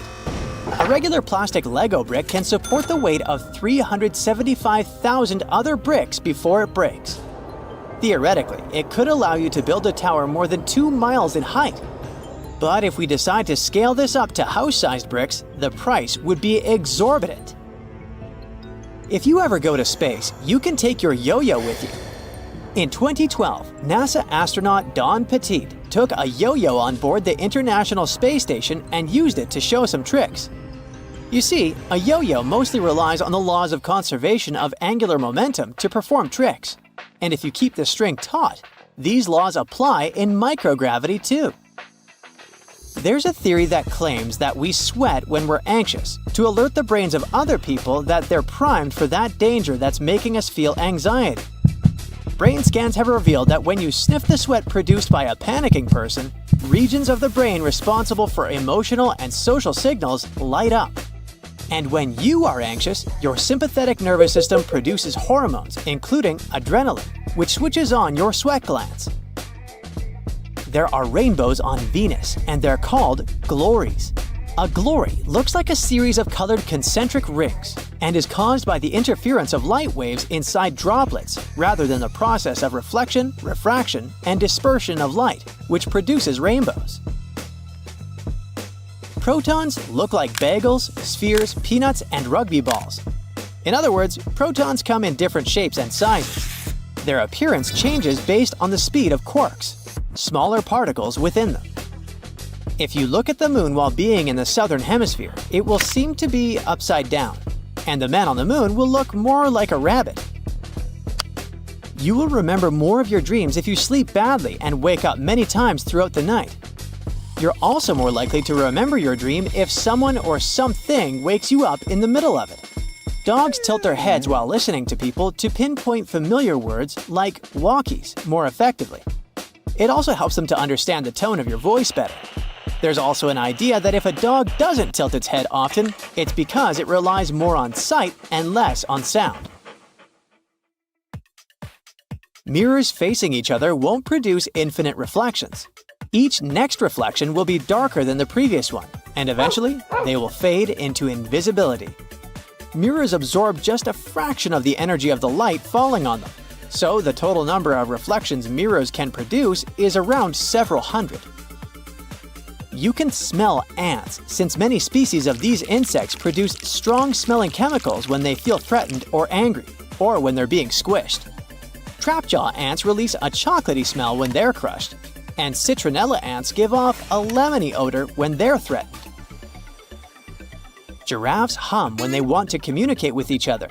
Researchers think that this low-frequency humming might be a form of contact call between individuals that have been separated from their herd. It can also help giraffes find each other in the dark.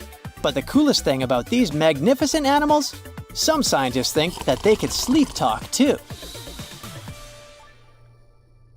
And a cool bonus story for you. About a marathon runner who took over 50 years to finish the race. Japanese marathoner runner Shizo Kanekuri was selected as one of the 2 athletes that Japan could send to the 1912 Stockholm Olympics. But Kanekuri shockingly disappeared during the marathon race. It turned out that after a rough 18-day-long trip to Stockholm, first by ship and then by train, the man was exhausted. During the race, he stopped running because his condition simply didn't allow him to run further. The athlete stumbled into a nearby garden party where he drank orange juice and stayed for a while to recover.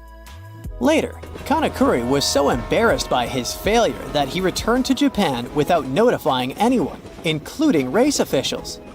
So, Swedish authorities considered him missing for 50 years before finding out that he was peacefully living in his home country. In 1967, the athlete was offered the opportunity to finish his run. He accepted. 54 years, 8 months, 6 days, 5 hours, 32 minutes, and 20.3 seconds after he started the race, he completed the marathon. It was a long trip. Along the way, the man got married, had 6 kids, and 10 grandchildren. Fun fact: Olympic synchronized swimmers, now renamed artistic swimmers, don't usually wear swim caps. When they compete, they put Knox gelatin in their hair. The result resembles unflavored Jell-O. Athletes mix the gelatin with water and it turns into a gooey mixture.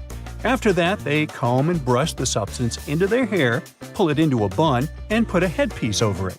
When it all dries, it becomes really hard, and swimmers' hair doesn't fall out when they swim. They often add glitter and other decorations to make their hairstyles even more exciting. The blanket octopus is called this way because of the females of the species. They're supersized and rarely seen. They have a long, fleshy cape which encloses their tentacles. Female octopuses are large, up to 6.5 feet in length. Thanks to this cape, they look even larger and much more intimidating to potential predators. But the coolest thing about these creatures is that the male blanket octopus grows to be a mere 1 inch in length, which is smaller than a walnut. This makes the blanket octopus a species with the largest gender size difference in the entire animal kingdom. Red Bull has published a video showing the so-called world's fastest camera drone following a racing car around Silverstone's Grand Prix circuit. The Dutch drone gods are a company that custom-built the manually piloted drone designed specifically for keeping up with cars moving at speeds of over 186 miles per hour. It took more than a year for Red Bull and the Dutch drone gods to create a drone that could accelerate twice as fast as a Formula One car, reaching this breakneck speed in just 4 seconds. The drone's top speed is almost 220 miles per hour. Recently, scientists have concluded that water might not be wet. You see, wetness is usually defined as a liquid's ability to maintain contact with a solid surface. It means that the water itself isn't wet, but it can make other objects wet. Okay. Wow. The Maldives 1,000 rupiah banknote has captured the attention of people from all over the world and received a lot of praise for its stunning design. The note features the striped pattern of a skin of a majestic whale shark and a green sea turtle against a vibrant blue backdrop. It's already been called the prettiest currency in the world. Now, wearing a tie might be more dangerous than you think. It can reduce blood flow to the brain by 7.5%, making you dizzy and nauseous and causing headaches. Ties can also increase the pressure in your eyes if it's too tight. Plus, they're great at transporting germs. Gotta think again whether following that dress code is so necessary. A young girl from Washington broke a Guinness World Record by putting on 45 sweaters at a local library. Sophia Hayden pulled on each sweater individually all the way down to her waist before moving on to the next one. It was done to comply with Guinness World Record rules. She also had to make sure that none of those sweaters was ripped, since damaged items didn't count. As a result, she broke the record for the most sweaters worn at once. The previous record was 40 sweaters, and it was set by a French 11-year-old boy in 2022. Later, Sophia's mother admitted that it had been tricky to gather enough sweaters for that attempt. The sweaters were then donated to charity. Now, it was Louis XIV of France who is believed to have brought salt and pepper together, forming the basis for modern cooking. At that time, only rich people could afford to add pepper to their meals, and the king liked his food to be lightly seasoned with just salt and pepper.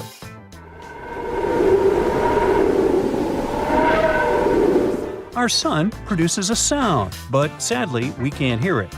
It's emitted in the form of pressure waves, and their wavelength is measured in hundreds of miles. It means they're far beyond the range of human hearing. Now, while we're on the topic of space, let's discuss the fact that our solar system has a wall surrounding it. Well, kind of.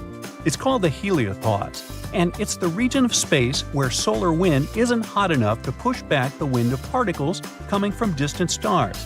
That's why this region is often considered the boundary between the solar system and interstellar space. Another space fact for you: comets smell like rotten eggs. I know, ew. Other smells that might surround them are those of burning matches and even almonds. That's because of the traces of hydrogen sulfide, ammonia, sulfur dioxide, and hydrogen cyanide found in the makeup of some comets. In 2016, promotional postcards were even made, carrying the pungent scent of a comet. Now, in any career field, the average worker is productive for around 60% of their working time each day. But if we talk about office workers, this percentage drops drastically.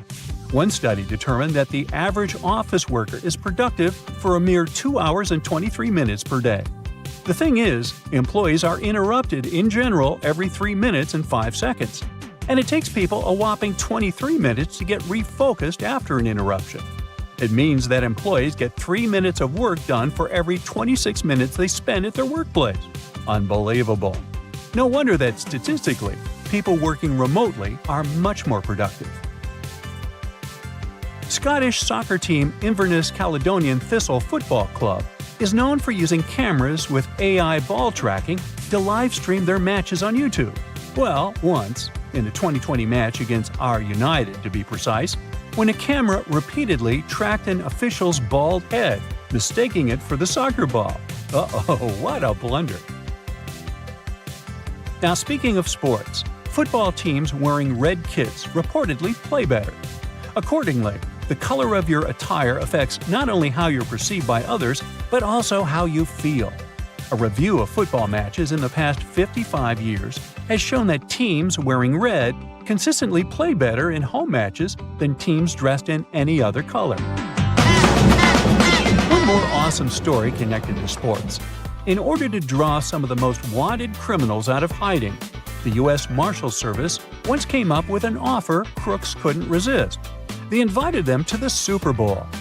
In December 1985, more than 100 people came to the Washington Convention Center after receiving a letter informing them that they had won tickets to the largest sporting event in the country.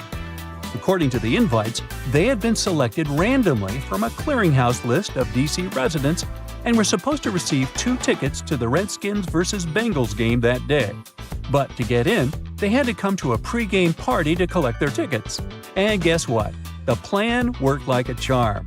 Over 100 criminals were arrested, which made Operation Flagship one of the most successful in U.S. police history. Now moving on. Your brain is eating itself non-stop. Wait, don't panic yet. It's a totally normal process known as phagocytosis. During this process, cells envelop and consume smaller cells or molecules to remove them from the system. Luckily, phagocytosis isn't harmful. It actually helps preserve your gray matter, keeping it in top shape. Boy, I could use more of that. Giraffes are 30 times more likely to get hit by lightning than people. Between 1996 and 2010, there were just 5 documented lightning strikes on giraffes that ended tragically. But if we consider the fact that the population of the species was just 140,000 at that time, it makes for around 0.003 lightning casualties per 1,000 giraffes each year.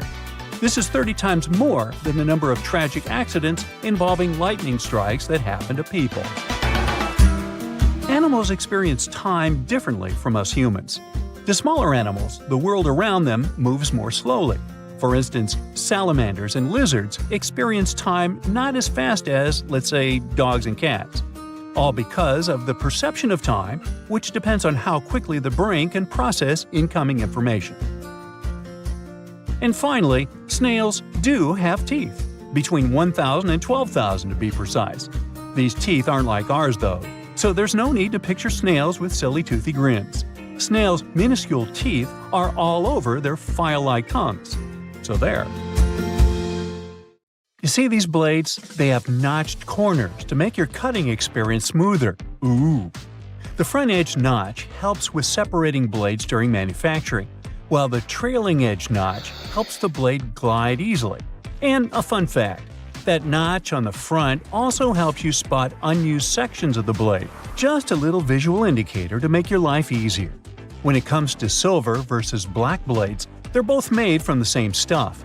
But black blades are sharper and are better suited for cutting through tough materials, while silver blades strike a balance between cutting power and durability.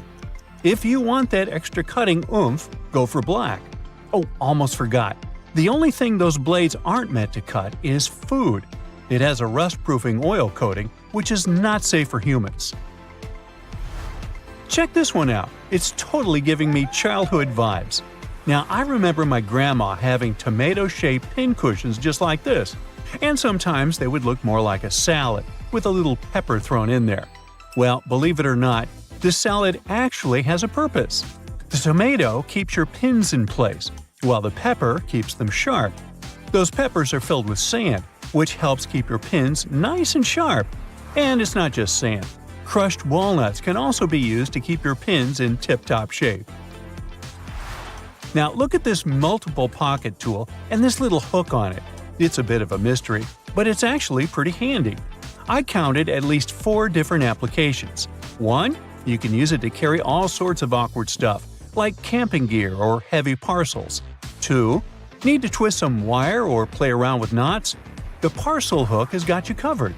3. This hook can save the day with those stubborn zippers, like the ones on your luggage. 4. It's great for pretending to be a budget version of Captain Hook. If you know more applications, let me know in the comments. Apple users, with this feature, you'll never get laundry surprises again. Now, I bet you've had this situation at least once in your life. You wash your stuff, and when you take it out of the washing machine, the size seems to only fit your cat. Your iPhone camera can actually translate those funky laundry symbols for you. There are 2 requirements though. You must have iOS 17, and your phone must be in English. Take a photo of the care label, go to the Photos app, and see the details of the image. Everything will be automatically decoded and explained to you. Now, many toasters come with nifty removable crumb trays at the bottom.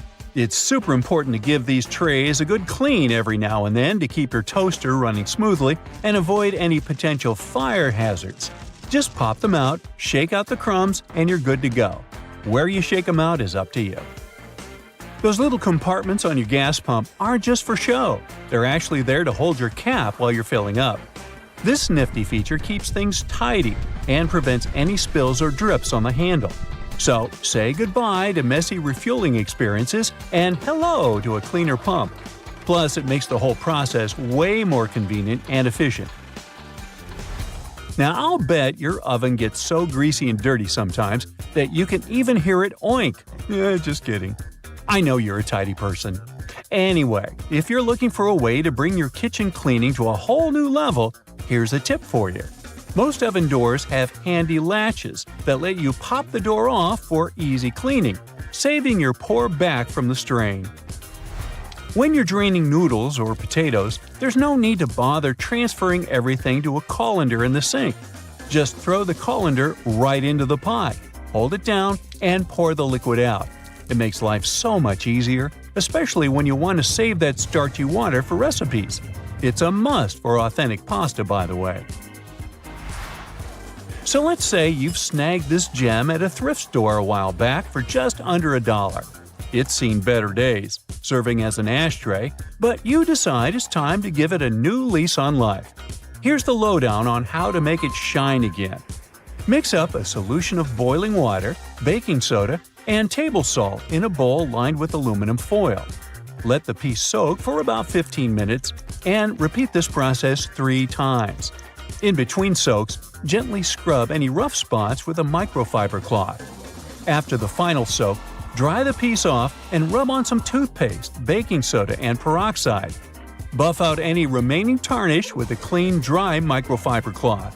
Rinse it off, and now your piece is practically gleaming like a mirror. These aluminum foil boxes have nifty little tabs on the sides that make it super easy to grab a sheet without any hassle. It's like a fancy little bonus that makes the product a breeze and ensures you'll have a smooth sailing experience every time. Manual can openers often come with a handy built-in feature, also known as a bottle opener. It's like getting 2 tools in one. But did you know that this bottle opener actually has another useful function? It can help you loosen those stubborn, hard-to-open jars. Simply lift the lid slightly at a couple of points with the bottle opener, and then watch it as it effortlessly twists right off. Yeah! Okay, I just found that, apparently, you're supposed to save the first and last slices of a loaf of sliced bread for last. It's like a bread hack or something. Apparently, those end pieces help keep the rest of the bread fresher for longer, and you shouldn't eat them until you've devoured the rest of the loaf. So, next time you're making a sandwich, save those heel slices for the very end. Even bread eating needs a good strategy. Now look at those blue levers on the top rack of your dishwasher. I was curious about them too, and it turns out they're actually water bottle sprayers. They help to ensure that your bottles get a thorough cleaning and rinse during the wash cycle. Many vegetable peelers have those little scoops on top for taking out the eyes from potatoes. And here's a cool tip. You can actually use vegetable peelers in both directions to peel faster, but most people just stick to one direction. When using yellow mustard, make sure to push the lid of the bottle all the way open until you hear a satisfying click. This way the lid will stay securely in place and won't get in the way when you're dispensing the mustard onto your food. It's a simple step that can make your condiment experience hassle-free and enjoyable. So there. You know that little hole at the end of your pot or pan? Well, it's not just for show. You can actually use it as a handy holder for your forks and spoons. Next time you're cooking up a storm in the kitchen, just pop your utensils in that convenient little hole and keep them close at hand. Okay, just a heads up to remember to switch the direction of your ceiling fan for the changing weather, and to give it a good clean too. I've seen that a lot of folks found it helpful before to reverse the fan's direction by flipping a switch for different seasons. So this is just a friendly reminder to go ahead and do it again, pushing hot air down and pulling cold air up. When you're chowing down for some pizza, just tear off the top of the box and use it as a big old plate. You can even rip the box in half and fold it to save some leftovers for later. Well, that's it for today. What, you want to know more cool facts? Sure, but you'll have to subscribe and hit the bell to get more videos. I'm waiting. Go ahead. Has your trusty phone ever let you down? More times than you can count. It always seems to run out of juice at the worst possible moment. You forget to top it off, or you end up in an area with no service. And let's not forget how useless it can be in an emergency, like during a tornado when there's no signal.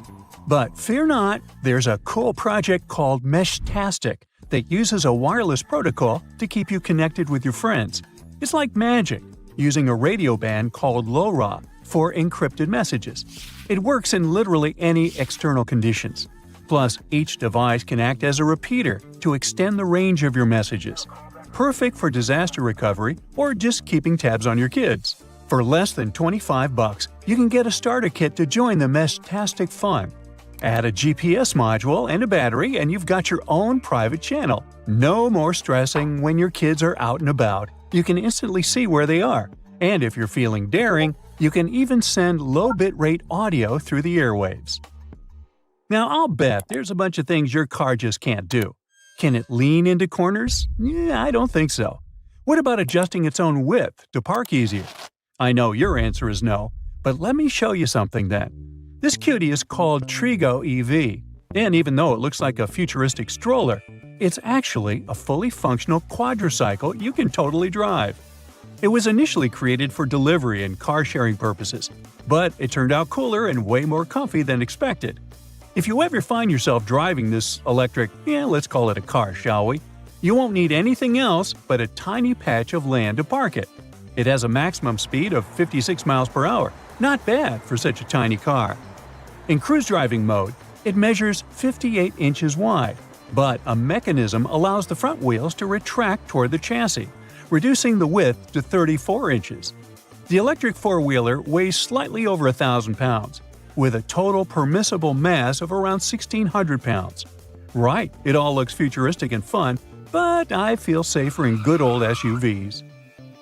Ever wished you had an extra arm to help you out when your hands are full? Scientists have figured out how to control a robotic third arm using just your diaphragm muscle. It's as easy as pie, if pie is easy. This awesome discovery was made in Switzerland as part of the super cool Third Arm Project. They had volunteers wearing exoskeleton arms and a sensor belt to track their diaphragm movements, all while navigating a virtual world in VR. After over 150 sessions with 61 volunteers, most people found it a breeze to control 3 arms at once. They could even multitask, chatting and looking around while using the third arm. Now recently, a new fully autonomous delivery service with fast food joints was launched. This means no people involved from pickup to drop-off. It's called Flytrex, and it's been delivering using drones since 2017, teaming up with big names in retail and food to bring you quick and cheap deliveries. They're currently flying high in North Carolina and Texas, with plans to expand nationwide. Their goal is to make deliveries faster and cheaper using their trusty drones. Your order could be at your door in as little as 5 minutes after it's ready. Now, that's speedy. Flytrex got a huge increase in customers and even FAA approval for long-range drone deliveries in 2023. Partnering with big brands like Unilever and Papa John's, they're definitely on a roll. More a pizza roll. The Monocab Owl project is all about making a super cool monorail vehicle for getting around in rural areas sustainably. The Monocab is a clever little autonomous monorail vehicle that can balance itself on a regular rail without any extra support. Its slim design allows it to zip along single-track lines in both directions, perfect for some unique rail mobility ideas. It's like a fun service-on-demand option that's way more exciting than your usual transportation choices, especially for reviving old railway lines in rural areas. Everyone on the Monocab Owl team is stoked about shaking things up in rural mobility. Right now, there's a lack of good, eco-friendly and budget-friendly options for getting around in less populated areas. Reactivating old railway lines is a great start, but we need some fresh ideas to really make it work. That's where these small, self-driving rail vehicles come in. They bring together the best of rail travel with on-demand booking and a cool digital navigation system. Look here! Can you identify what this weird-looking object is? It's a mobile solar container with foldable solar panels for green energy on the go. Just pop out the panels, unfold them, and you're good to power up equipment and properties with green energy wherever you are. The solar container can extend up to almost 400 feet in length when fully unfolded and has 240 solar panels. It's perfect for both on- and off-grid uses, like rescue missions and outdoor events. And it only takes about 5 hours to set up. Easy peasy. There's even an automatic conveyor system for easy folding and unfolding of the panels.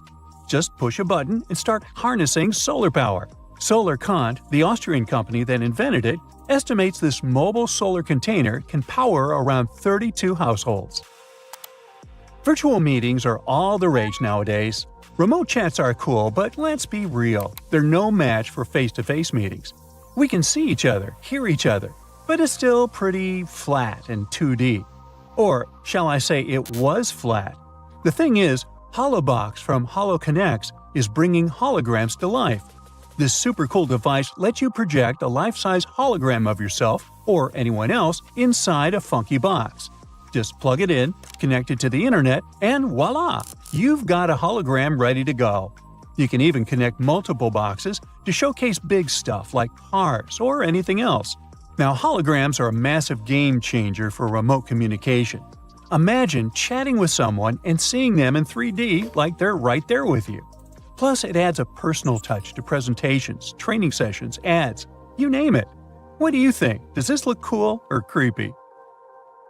Check out the latest creation from a rockstar team of engineers at NASA Ames Research Center and KBR, a robot system that can autonomously build structures using lattice blocks. Their paper in Science Robotics explains how these robots and blocks work together to create amazing things. Designed for future lunar missions, these robots can lay down foundations for shelters before astronauts arrive. 3 robots work together to carry and connect blocks with twisty edges, similar to assembling IKEA furniture. They have already built impressive structures, like a shelter made of 256 blocks in just over 4 days. Imagine what they could do on the moon. Experience the interactive pearl sculpture by Breakfast. No food implied, just the name of the company. It's placed on a huge cruise ship called the Icon of the Seas. The stunning creation imitates the ocean's vibes, with rolling waves and shooting stars, each tile placed in a neat Fibonacci sequence. Using real-time data from the Caribbean, this sculpture changes constantly to match the current weather and tides, bringing the ocean to life before your eyes. Yeah, this invention won't change your life, but it's meant to nurture your soul. Have you heard about the Seattle-based startup Jetoptera? They're developing innovative vertical takeoff and landing vehicles with bladeless propulsion systems, promising a future of quiet, safe, and fast urban flight. By 2050, 70% of the population will be living in cities, leading to crowded streets. But Jetoptera's fluidic propulsion system offers a solution, using air pressure technology for silent operation. Jetoptera is also working on a high-speed VTOL for the U.S. Air Force, with plans for passenger-carrying prototypes by 2026. Well, that's exciting. That's it for today. So hey, if you pacified your curiosity, then give the video a like and share it